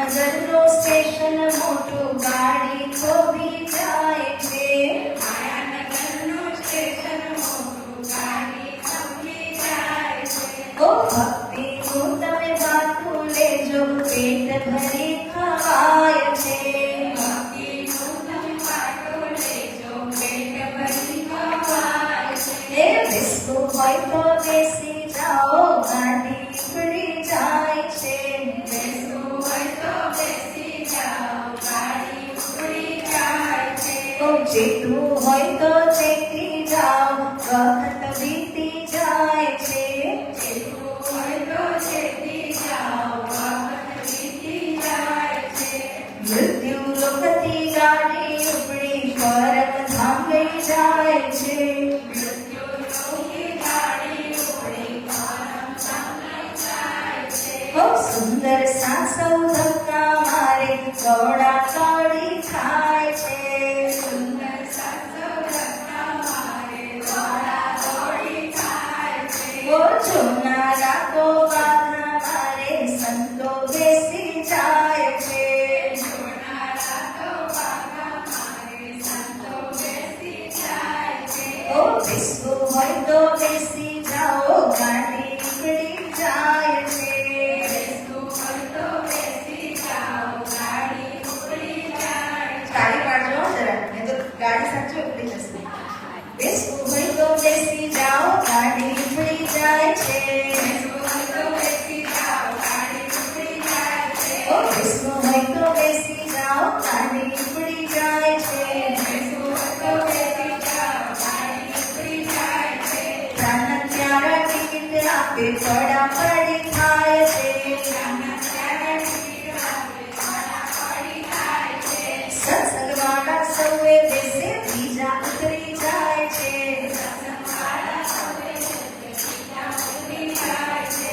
નિજના રૂપી લીલી ઝંડી મફત મુસાફર થાય છે. નિજના રૂપી લીલી ઝંડી મફત મુસાફરી થાય છે. નિજના રૂપી લીલી ઝંડી મફત મુસાફરી થાય છે. નિજના રૂપી લીલી ઝંડી મફત મુસાફરી થાય છે. બેસવું હોય તો બેસી જાઓ, ગાડી ઉપડી જાય છે. બેસવું હોય તો બેસી જાઓ, ગાડી ઉપડી જાય છે. ચેતવું હોય તો ચેતી જાઓ, વખત વીતી જાય છે. જેટલું હોય તો જેતી જાઓ, વખત વીતી જાય છે. ચેતવું હોય તો ચેતી જાઓ, વખત વીતી જાય છે. જેટલું હોય તો જેતી જાઓ, વખત વીતી જાય છે. બેસવું હોય તો બેસી જાઓ, ગાડી ઉપડી જાય છે. કૃષ્ણ કનૈયા લાલ કી જય. બેસી ગયા બધા?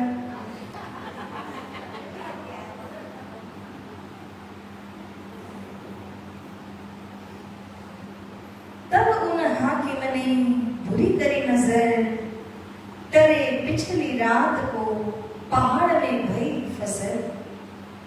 જ્યારે શ્રી મહારાજ પાછા આવ્યા, ખબર પડી કે ખેતાભાઈ એકાએક પરમધામ મતલબ એના ધામમાં ચાલી ગયા. ત્યારે શ્રી મહારાજને ધક્કો લાગ્યો. શ્રી મહારાજ જ્યાં હતા સૂચના મળવાથી પાછા આવ્યા અને આવીને જોયું તો એને મોહર લાગેલી હતી. હાકીમે એવી બુરી દૃષ્ટિ કરી મહારાજના ઉપર, કારણ કે શ્રી મહારાજી રોજ રોજ કોશિશ કરી રહ્યા હતા. જે ઓફિસ હોય, દરબાર હોય, એમાં જઈ અને કહેતા હતા કે આ ધનના વારિસદાર નથી એમ નહીં, એ ધનના વારિસદાર ભારતમાં છે અને એમના મોકલવાથી જ હું આવ્યો છું. માટે આ ધન સરકારમાં નહીં જાય, આ ધનના વારિસદાર તો છે. આ જ્યારે કીધું ત્યારે હાકીમ જેણે સીલ મારેલી હતી એને શ્રી મહારાજજીને અહીંયાથી ભગાવી દેવા માટેનો પ્રયાસ કર્યો અને બુરી નજર કરી. બુરી નજર એટલા માટે કરી કે મહારાજ અહીંયાથી જતા રહે. ગોદામની બહાર રાત્રિના સમયે મહારાજજી જ્યારે સૂતેલા તે સમયે એણે અમુક ગુંડાને છોડી દીધા. અરબી ભાષામાં એ બધા ગુંડા મહારાજને મહારાજને મારવા માટે કંઈક પ્લાનિંગ કરી રહ્યા હતા, વાત કરી રહ્યા હતા. અને તે સમયે શ્રી મહારાજ તો સૂતા છે, પરંતુ કેટલા સમયથી અરબ દેશની અંદર રહેવાના કારણે મહારાજને અરબી ભાષાની અંદર સમજ તો પડતી હતી. તો એ સમજી ગયા કે આ તો મને મારવાની માટે વાત કરી રહ્યા છે. તો શ્રી મહારાજજી કંઈ બોલતા નથી, પણ એવી રીતે ઉઠીને સીધા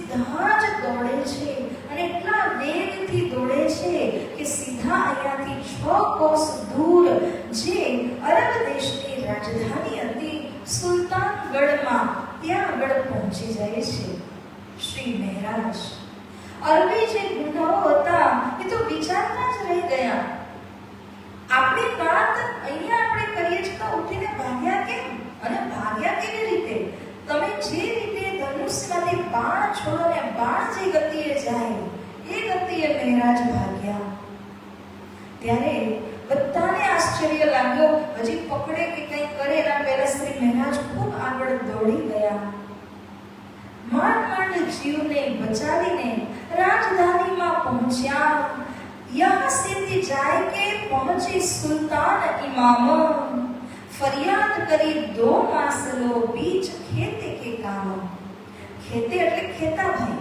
ખેતાભાઈના કામના લીધે એમની જે અરજી ચડાવવાની હતી એના લીધે શ્રી મહારાજ 2 મહિના સુધી રાજધાનીની અંદર જે મૂળ ઓફિસ હોય રાજાની જે કાર્ય દરબાર હોય ત્યાં જઈને 2 મહિના સુધી શ્રી મહારાજજી અરજી ચડાવતા રહ્યા, એપ્લિકેશન દેતા રહ્યા.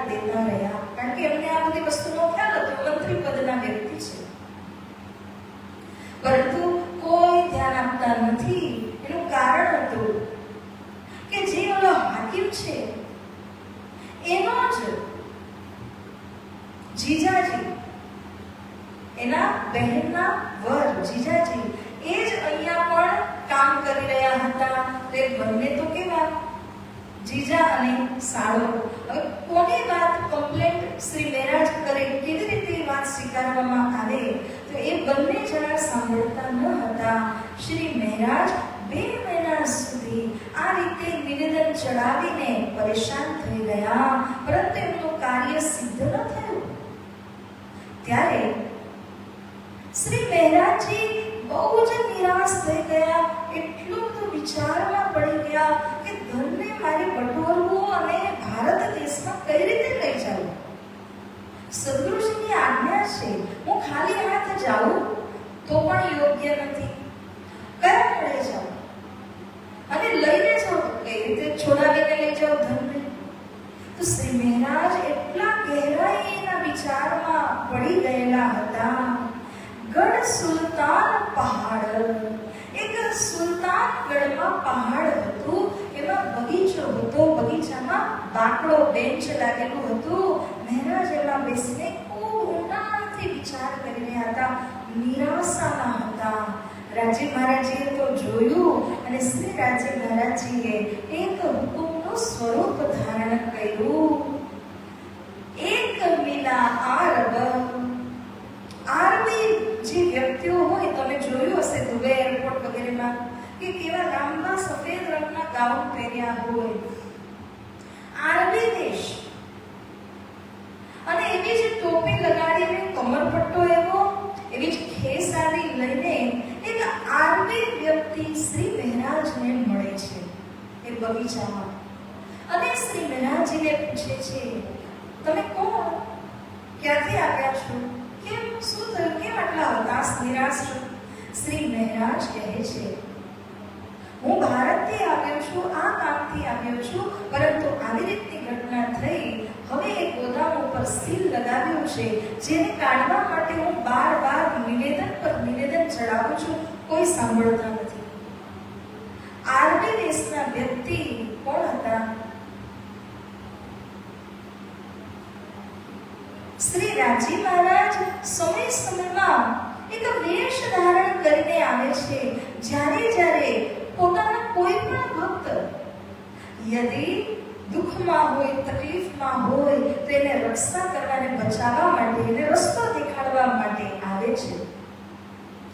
આરબી દેશના વ્યક્તિ કોઈ નહીં, શ્રી રાજીના હુકુમનું સ્વરૂપ છે. તો શ્રી રાજીના હુકુમનું સ્વરૂપ અહીંયા આવીને મહારાજજીને બધું પૂછ્યું અને ત્યારબાદ સમજાવે છે કે મહારાજ, આ તમારો ભારત નથી, આ આરબ દેશ છે. આરબ દેશની અંદર ભારતની જેમ તમે નિવેદન ચડાવો અને તમારું નિવેદન પાસ થાય એવી અહીંની પ્રથા નથી. અહીંયા તો તમારે જે મેન સત્તાધીશ રાજા બાદશાહ છે એની જોડે મળવું પડશે. બાકી તમે નિવેદન આખું જીવન ચડાવ્યા કરો, કઈ નહીં મળે. ત્યારે શ્રી મહેરાજજીને એક આરબી વેશના વ્યક્તિ સલાહ આપતા કહે છે કે સાંભળો મહારાજ, હું તમને આનો ઉપાય કે રસ્તો બતાવી દઉં. શુક્રવારનો દિવસ, નમાઝ જુમ્માનો દિવસ, અને તે દિવસે જે બાદશાહ છે અરબ દેશના, એ જશે મસ્જિદમાં નમાઝ કરવા માટે. એની સાથે એના અષ્ટપ્રહરી એટલે કે સિક્યુરિટી હશે. તમારે એક કામ કરવાનું છે. કહો, શું કરું? એક રૂપકો બનાવો.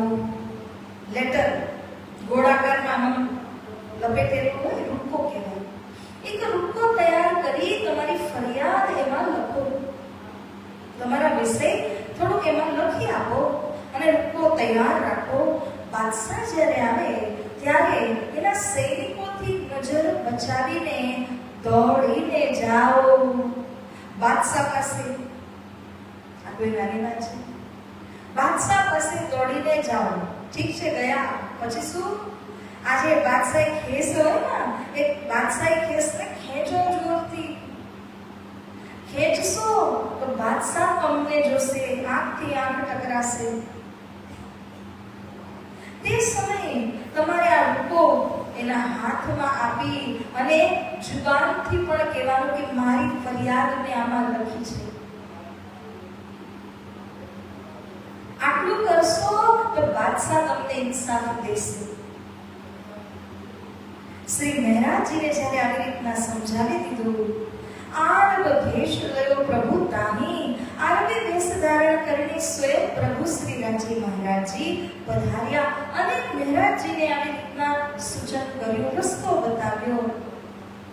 હવે શ્રી મહેરાજજી ગમે તે કરવા તૈયાર છે, કારણ કે સદગુરુજીની આજ્ઞાને શિરોધાર્ય કરવાની છે. हिम्मत करके कहियो जब निकले सुल्तान, तब छेड़ा पकड़ के यह सुनाइयो कान. जो मेरे गले में थी सो मैं डांट हो गले तुम, ले हिसाब रोज ईद के जब होवे हक हुकुम. બાદશાહને આ રીતે કહેજો કે તમે મારો ઇન્સાફ કરો. ઈદના દિવસે હું તમને પૂછીશ ખુદાની સામે કે તમે મારો કેમ ઇન્સાફ ન કર્યો. મહેરાજજી સમજી ગયા વાતને અને કયા પ્રમાણે જે જગ્યાએ મસ્જિદમાં બાદશાહ આવવાના હતા ત્યાં જ શ્રી મહેરાજે એક સ્થાન બનાવી લીધું અને ખૂબ હિંમત જુટાવી જાન હથેળી પર છે. बादशाह આવ્યા. जब चला सुल्तान निमाज को, ये खड़े रहे बीच राह. धाय के दावन झटकिया, टूट गई कसता. बोले श्री प्राणनाथ प्यारे की. વાલા સુદર્શનજી, સુલતાન જ્યારે આવે છે મસ્જિદમાં દર્શન કરવા માટે, નમાઝ કરવા માટે, શ્રી મહેરાજ એક જગ્યામાં ઊભા છે અને અવસર જોઈ રહ્યા છે કે ક્યારે એના જે સિક્યુરિટી ગાર્ડ્સ છે, અષ્ટપરિયા છે, એની નજર બચાવીને હું બાદશાહ સુધી કેવી રીતે પહોંચું એના માટેનો એમનો પ્રયાસ છે. તો શ્રી મહેરાજજીએ એક ક્ષણની અંદર એવી રીતના અંદર ઘૂસીને છલાંગ મારી કે સીધા જ બાદશાહ પાસે પહોંચી ગયા. પહોંચ્યા અને બાદશાહની જે ખેસ હતી, દામન હતું, એને ઝટકારી લીધું. જેમ જ જોરથી ઝટકો મારીને દામન ખેંચે છે. ટૂટ ગઈ કસતા. જે અહીંયા બાંધેલું કુર્તાની કસ હોય, એ કસ તૂટી ગઈ અને શ્રી મહેરાજની શું હાલત થઈ હશે બાદશાહ એમની આંખોમાં જોઈ રહ્યા છે અને શ્રી મહેરાજજી કાપી રહ્યા છે તર. કારણ કે બધા જે અષ્ટપરિયા હતા એના પાસે જે જે અવજારો હતા એ બધા જ મહેરાજની તરફ કરી દીધા છે. બાદશાહ કહે ને મારો, એટલી જ વાર હતી કે બધી જ દિશાથી અષ્ટપરિયા ત્યાં ને ત્યાં શ્રી મહેરાજને મારી દીધી. એટલા માટે કાપવા લાગ્યા શ્રી મહેરાજ. જાન હથેળી પર છે. બાદશાહ જેવા બાદશાહની દામન ઝટકારીને ખેંચી લીધું છે. હવે આનું પરિણામ શું થશે? લાત ખૌફ યાબની કહો સબ તેરી બાત. પરંતુ બાદશાહે મહેરાજની આંખો મહેરાજીની આંખોમાં કતઈ છલ કપટ હતું નહીં. બાદશાહ સમજી ગયા. જો અરબી દેશવાળાએ કેવી રીતે કહ્યું કે બાદશાહ તમારી આંખોમાં આંખ નાખીને જોવે, તો બાદશાહ સમજી જશે કે આ તો નિરપરાધ છે. નહીં તો અગર બાદશાહને સંશય થાય કે આ કોઈ આતંકવાદી છે, હુમલો કરવા, તો ઇસી સેકન્ડ એને મારવાનો આદેશ આપી દે. પરંતુ બાદશાહે મહેરાજીની આંખોમાં જોયું તો મહેરાજીની આંખોમાં ડર હતો. અને ત્યારે બાદશાહ કહે છે, મનમાં તો સમજી કે આ બેગુનાહ છે, પણ મહેરાજીને કહે છે, લાત કૌફ યા બની. બની એટલે હે પુત્ર, આપણે કહીએ બેટા, હે પુત્ર, લાત કૌફ, ડરો નહીં, ચિંતા નહીં કરો. કહો સબ તેરી બાત, જે તમારે મને કહેવું છે કહો. બાદશાહ સામેથી શ્રી મહેરાજીને કહે છે, તબ રૂકા દિયા હાથ મેં. જે રૂકો પહેલાથી તૈયાર કરેલો હતો સીધા જ બાદશાહના હાથોમાં આપી દીધો. કહી સબ વિખ્યાત. અને વિસ્તારપૂર્વક શ્રી મહેરાજીએ ત્યાં જે કંઈ કહી શકતા હતા એ બધી જ વાતો બાદશાહને કહીને બતાવી દીધું કે હું વારવાર નિવેદન ચડાવું છું, કોઈ ધ્યાન આપતું નથી, હું બહુ ભારે મુસીબતમાં છું. मैं अपने गले का बोझ सो डालता हूँ गले तुम, लेवो हिसाब तुम सो खुदाए के हुकुम. अरे बादशाह, મારા ગળા ઉપર જે બોજો હતો હવે મેં તમારા ગળામાં નાખી દીધો. રૂકો મેં તમને પકડાવ્યો, બોજો મેં તમને આપી દીધો. હવે નિર્ણય કરવાનો કોના હાથમાં? તમારા હાથમાં. જો તમે મારો ઇન્સાફ નહીં કરો તો ઈદના દિવસે જ્યારે આપણે બધા ખુદાના દરબારમાં ઊભા હશું, તે સમયે રાજા નહીં હોય, કોઈ રંગ નહીં હોય, બધા એક સમાન હશે. અને ત્યારે હું ખુદાની સામે જ તમને પૂછીશ કે તમે મારો ઇન્સાફ કેમ નહોતો કર્યો. એટલે હે બાદશાહ, તમે મારો ઇન્સાફ કરો. इंसा अल्लाह ताला रोज ईद के तब लेवो दामन झटक के. જો તમે અહીંયા મારો ઇન્સાફ નહીં કરો તો ત્યારે ઈદ થશે, ખુદાની સામે આપણે ઊભા હશું, ત્યારે આ પ્રમાણે આવી જ રીતે હું તમારું દામન પાછું ઝટકારી અને ખુદાની સામે ઇન્સાફ માંગીશ. ત્યારે તમે શું કરશો? તો શ્રી મહેરાજી જ્યારે આ રીતે કહ્યું, તબ કહેતા હે બાદશાહ. એ બાદશાહને કુરાન એનો ધર્મ ગ્રંથ જેનું ખૂબ ઊંડાણથી જ્ઞાન હતું તો બાદશાહ સમજી ગયા. યહ કલામ દુર્લભ હે બખત રોઝ કયામત. અરે આ કલામ, કલામ એટલે વચન, આ વચન કહેવા અત્યંત દુર્લભ છે. આ તો તે જ વ્યક્તિ કહી શકે છે જે સ્વયં ખુદા સ્વરૂપ હોય, જે સ્વયં પરમાત્મા સ્વરૂપ હોય. એના સિવાય કોઈ આવા શબ્દ કહી નહીં શકે. તો બાદશાહ તો ગદગદ થઈ ગયા કે સ્વયં પરમાત્માના શબ્દ કહેવા વાળો વ્યક્તિ મને આવીને મળ્યા છે. છેડા झटका अपना देख तरफ खुदाए, ये वचन मोको कबहू किन्हू न सुनाए. બાદશાહે મહેરાજના હાથમાં હજી દામન છે, મહેરાજ તો કાપી રહ્યા છે, દામન એમના હાથમાં છે, આમ ધ્રુજે છે. પોતાનું દામન છોડાવ્યું, ખુદા તરફ જોયું, બંને હાથ ઊંચા કરીને ખુદાને પ્રાર્થના કરી. આવા સુકન, આવા શબ્દ આજ સુધી કોઈએ મને સંભળાવ્યા નથી. અને હું ચોક્કસ અગર કાલે તખત ઉપર બેઠો, જો રાતોરાત ખુદાનો હુકમ થયો અને મૃત્યુ થઈ ગઈ તો બીજી વાત છે, પણ જીવિત રહું અને કાલનો દિવસ જોઉં તો તખત ઉપર બેસીને સૌથી પહેલો ઇન્સાફ તમારો જ કરીશ. કૃષ્ણ કનૈયા લાલ કી. આ પ્રમાણે બાદશાહે કહ્યું. અને ત્યાર પછી બાદશાહ તો પોતાના નિમાજ વાંચવાના કામથી જતા રહ્યા. અને આ બાજુ શ્રી મહેરાજજી પોતે એના જગ્યાના ડેરામાં આવે અને વિશ્રામ કરે છે. કેટલો ડર અને કેવી રીતે જાનનું જોખમ લઈને પણ એમણે સદગુરુજીની આજ્ઞાનું પાલન કર્યું. અરબ દેશમાં બે ઘટનાઓ બની. એક આ સુલતાન વાળો પ્રસંગ ખેંચવાનો પ્રસંગ છે અને બીજો પ્રસંગ પડ્યા હતા અને શ્રી મહારાજ દોડીને નીકળ્યા હતા. આ બંને જે પ્રસંગો છે એમાં મહારાજજીએ પોતાના જાનને બાજી લગાવી, કેમ કે મારા સદગુરુજીની આજ્ઞાનું મારે પાલન કરવું છે. એટલી નિષ્ઠા સદગુરુજીના વચનોમાં છે. હવે શ્રી મહારાજ તો ગયા, બીજો દિવસ આવ્યો અને બીજા દિવસે બાદશાહે નિર્ણય કરી લીધો કે હવે હું તખત ઉપર બેસું છું તો સૌથી પહેલો ઇન્સાફ કોનો કરું? જેણે મારું દામન ઝટક્યું હતું એનો ઇન્સાફ સૌથી પહેલા કરું. ઓ તો ગયા નિમાશ કોઈ આય અપને ઘર, ભેજે ચોપદાર યાદ કર. બીજા દિવસે પોતાના ચોપદારો એટલે સૈનિકોને યાદથી બાદશાહે મોકલ્યા અને કહે છે ઢીંઢેરો પીટાવો, જાઓ અને શખ્સને ગોતીને લઈ આવો જેને મારું દામન ઝટકાર્યું હતું.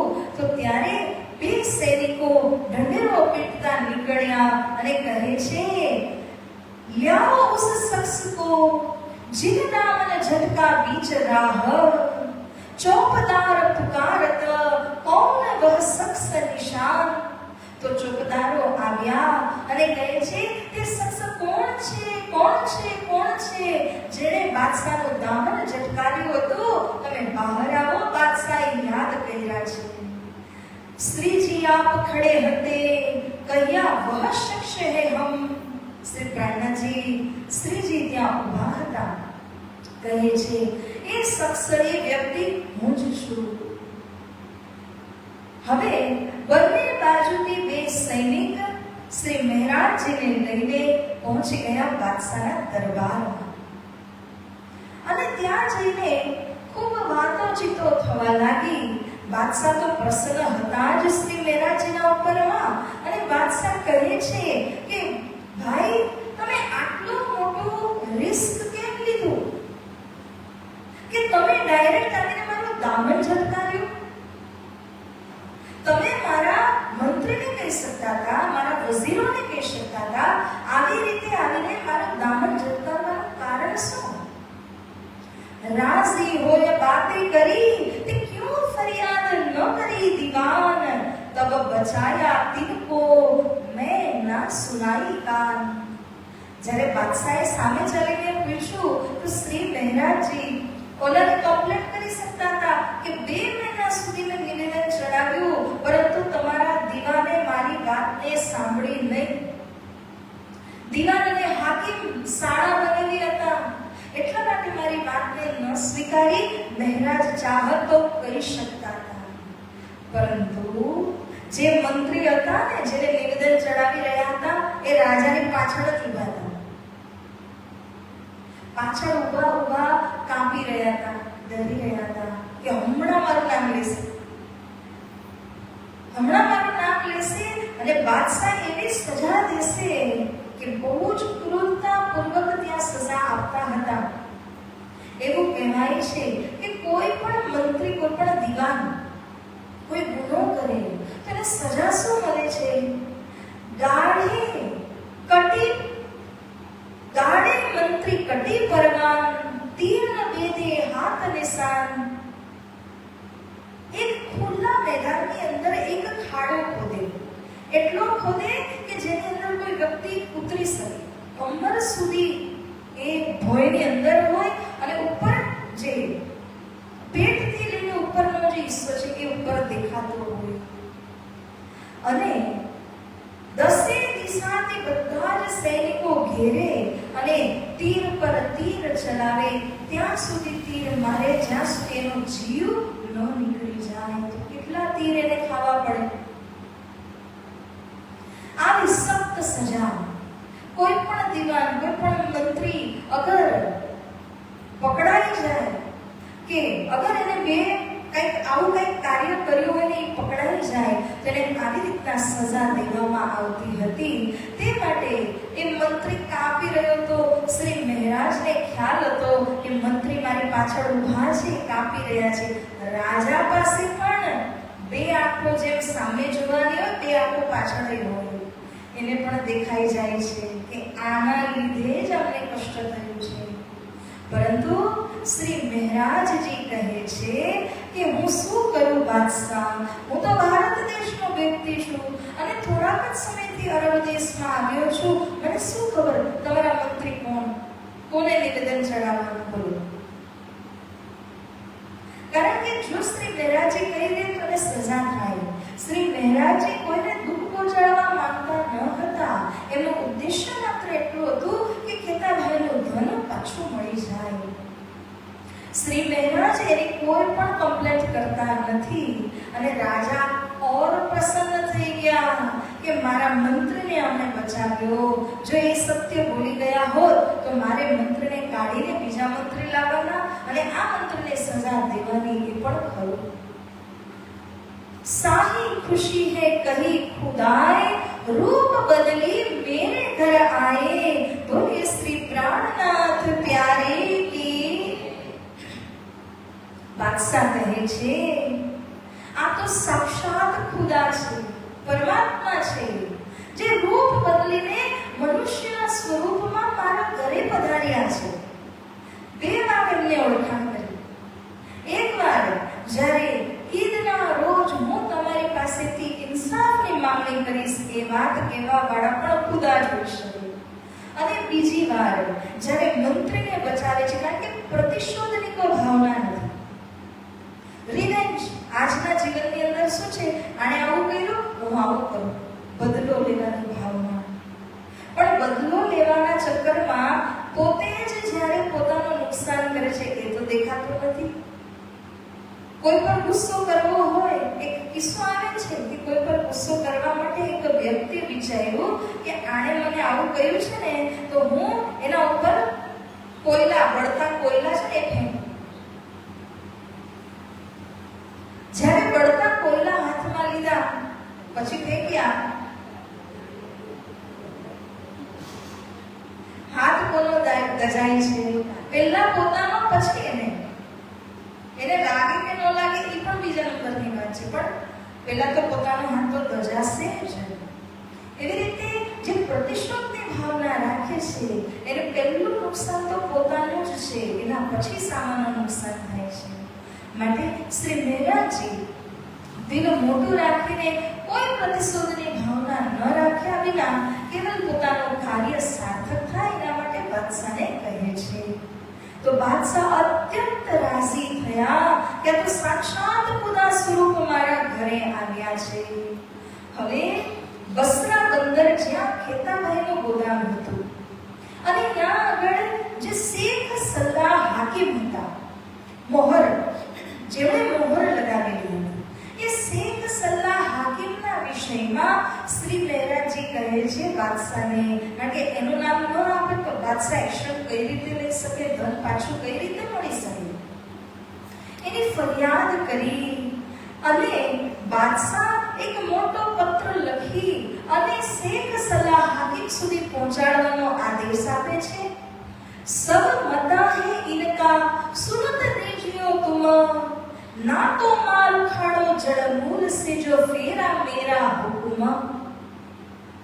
બાદશાહે પત્રની ઉપર લખીને હાકીમને મોકલેલું હતું. પોતાના હાકીમ છે ને, આ જેટલું પણ ગોદામની અંદરનું ધન છે એ આ વ્યક્તિનું છે, એના વારિસદારે આ વ્યક્તિને મોકલેલા છે. માટે જેટલું પણ ધન છે આ વ્યક્તિને દેવામાં આવે અને અગર 100 જેટલું પણ ન આપ્યું, એટલું પણ જપ્ત કરી લીધું તો હું તને જળમૂળથી ઉખાડી દઈશ.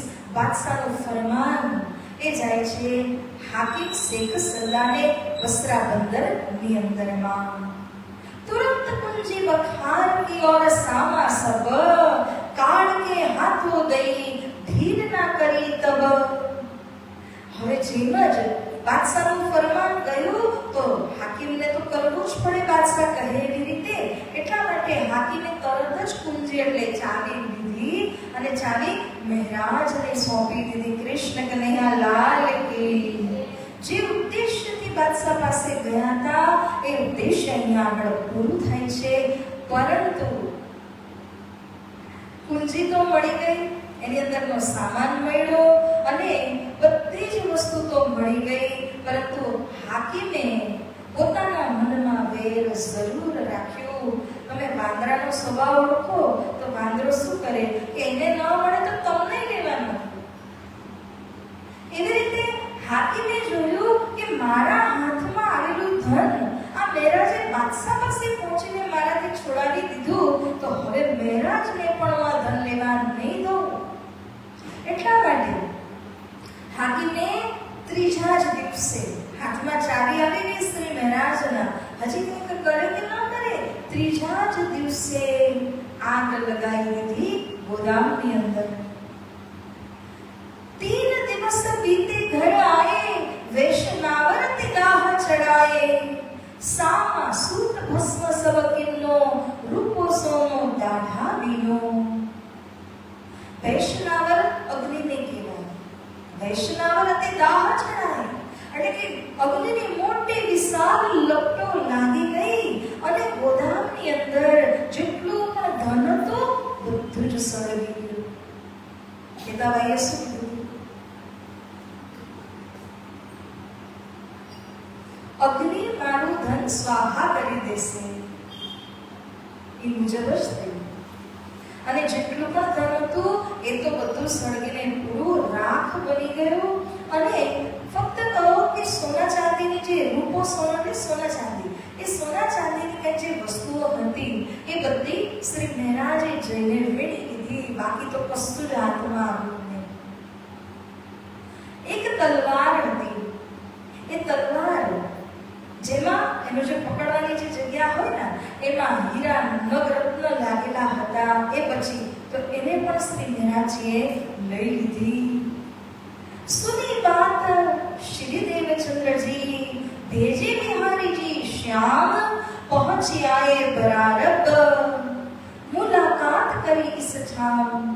કેતાભાઈનો ધામગમન થયું. એ સમય મહારાજે ચિઠ્ઠી લખી હતી. અને ચિઠ્ઠી પહોંચે ભારત અને ભારતમાં મળે કેટલા દિવસો જાય. ચિઠ્ઠી મળી ગઈ. અત્યારની જેમ નથી એક મેસેજ લખો અને 80 સેકન્ડે ત્યાં મળે એવું ન હતું. કેટલો સમય લાગે. તો કેટલા સમય બાદ જ્યારે સદગુરુજીને શ્રી મહારાજની ચિઠ્ઠી મળી કે કેતાભાઈ તો ધામ ગયા છે, ત્યારે શ્રી સદગુરુજી સમજી ગયા કે પર પ્રદેશની અંદર શ્રી મહારાજ ખૂબ કઠિનાઈમાં આવી ગયા હશે. પરદેશની અંદર તો ખૂબ શક્તિ છે. સદગુરુજીને ખબર હતી.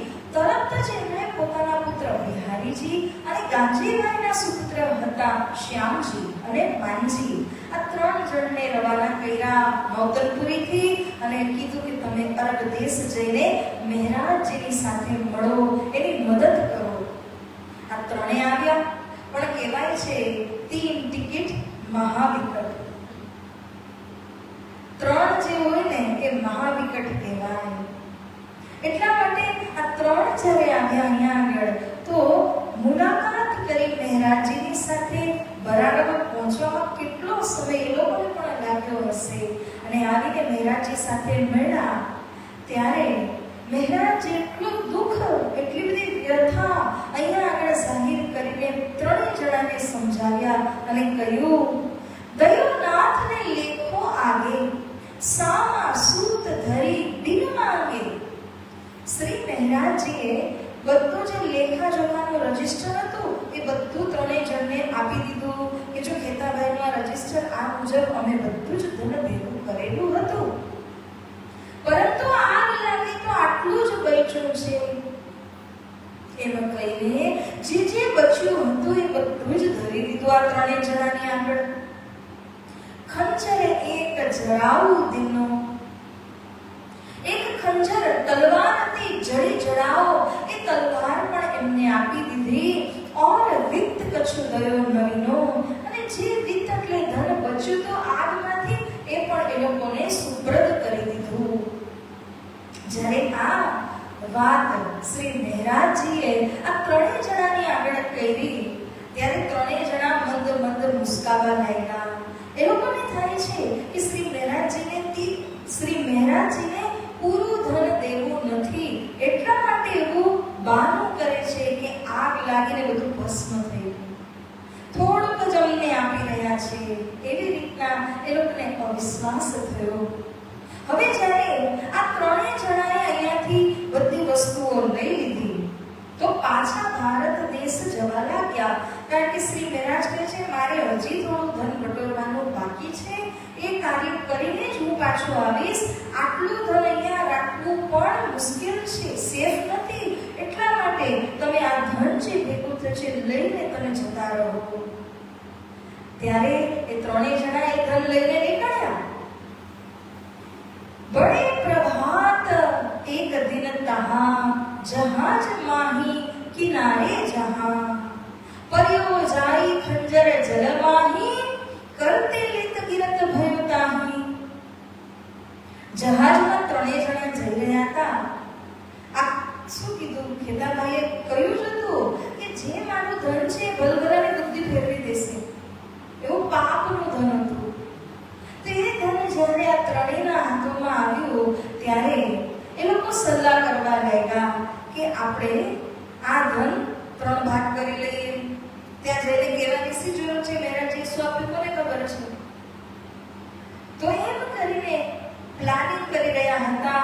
શ્યામજીએ વિરોધ કર્યો કે ના, એવું ન કરી શકાય, આ ખોટું છે.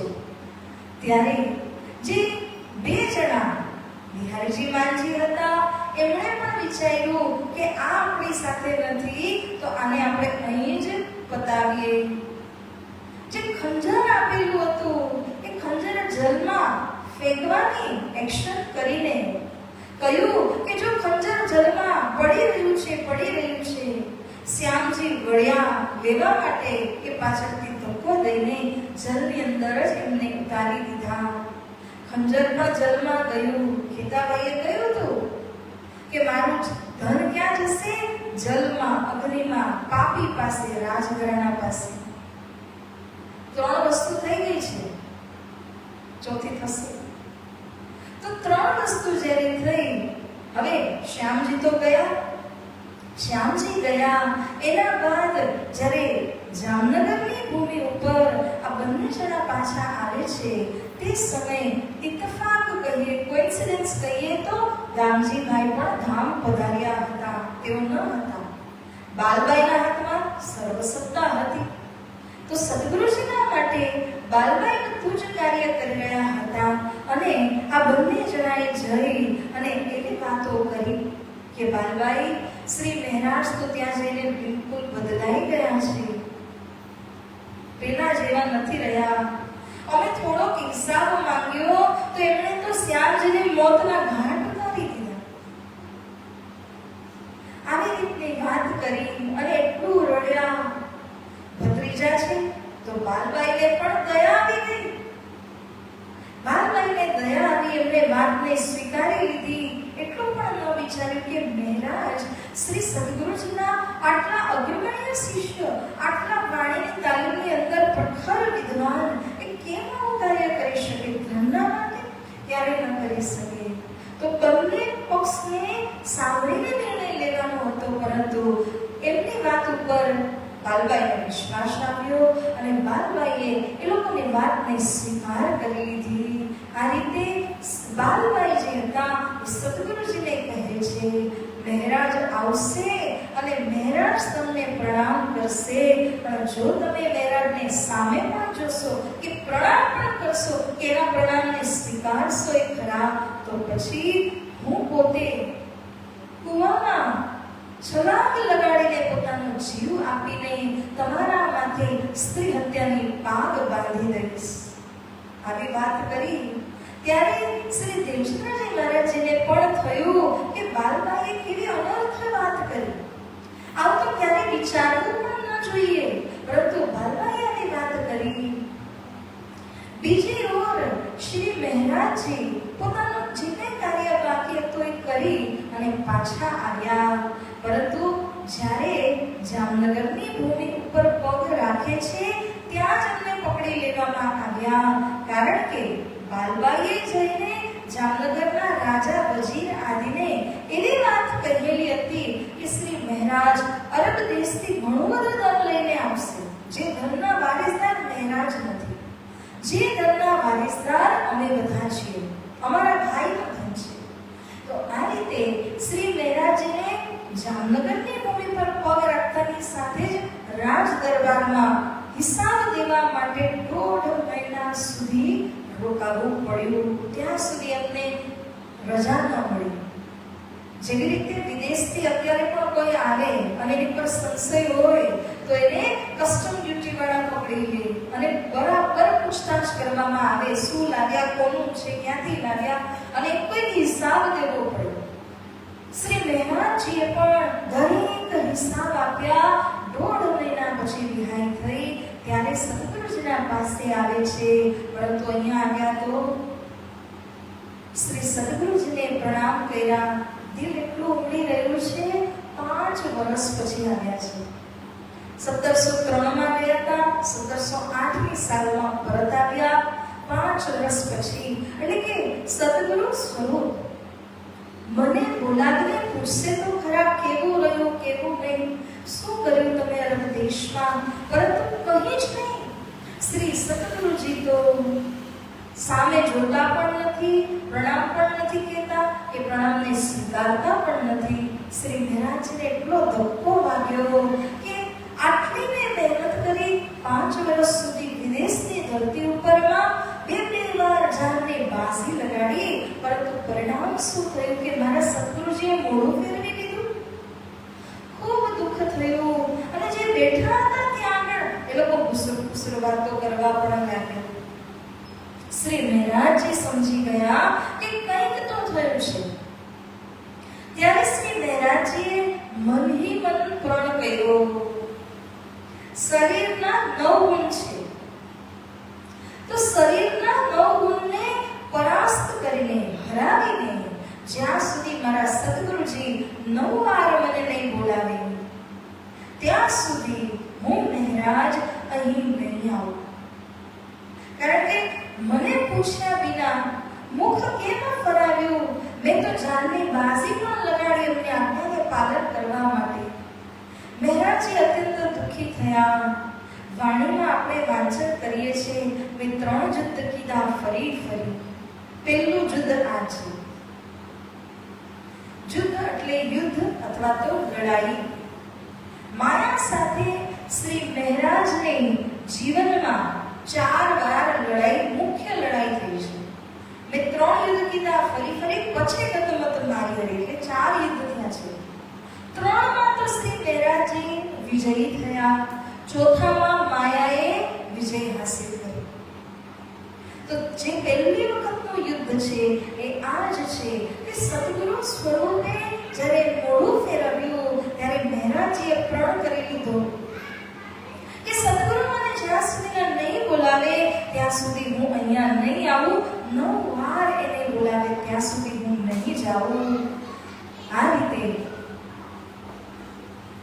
यहाँ से थी फेर के आए पूरी नौतन चुगली बालबाई કરી સુનાઈ જામ કે કાન.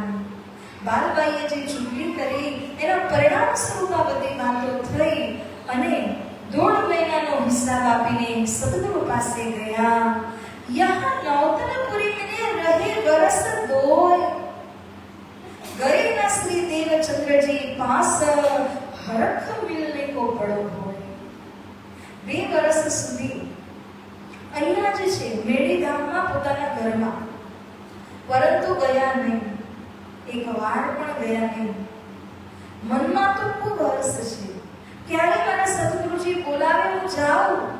દિલ કરે છે બોલાવે કે ના બોલાવે હમણાં દોડીને જાઉં, શું ફરક પડે છે, મારા સદગુરુ તો છે. પરંતુ દિમાગ કહે છે, તે પ્રતિજ્ઞા કરી છે ને, પ્રતિજ્ઞાને વળગીને નહીં જવાનું. જ્યાં સુધી નહીં બોલાવે ત્યાં સુધી નહીં જવાનું. મને પૂછ્યા વિના કેમ એમણે આવો નિર્ણય લીધો?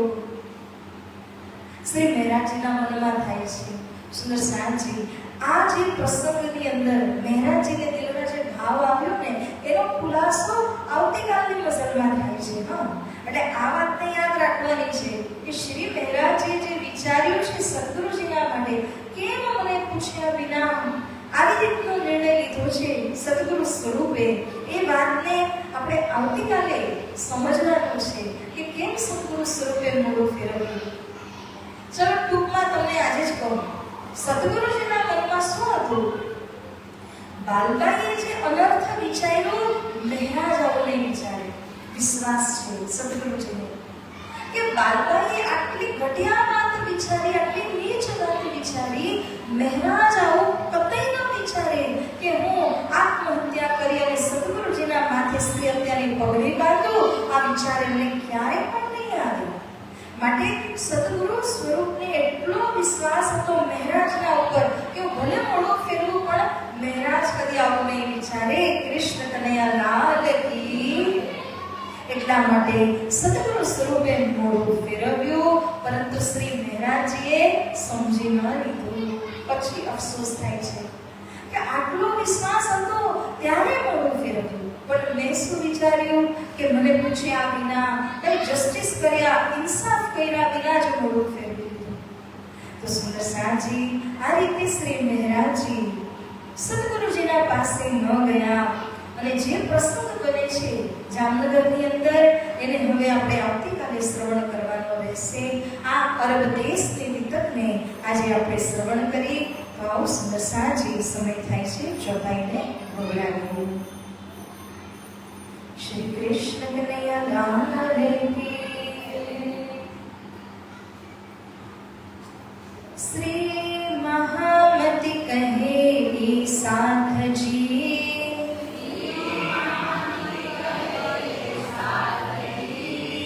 ए नौतन पुरी की बीतका,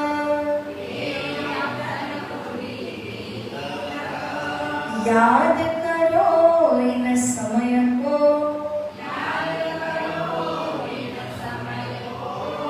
शोभान देऊं सब सका,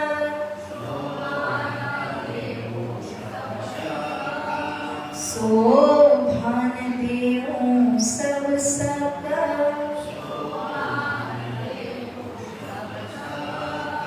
बोलिए श्री कृष्ण कन्हैया लाल की.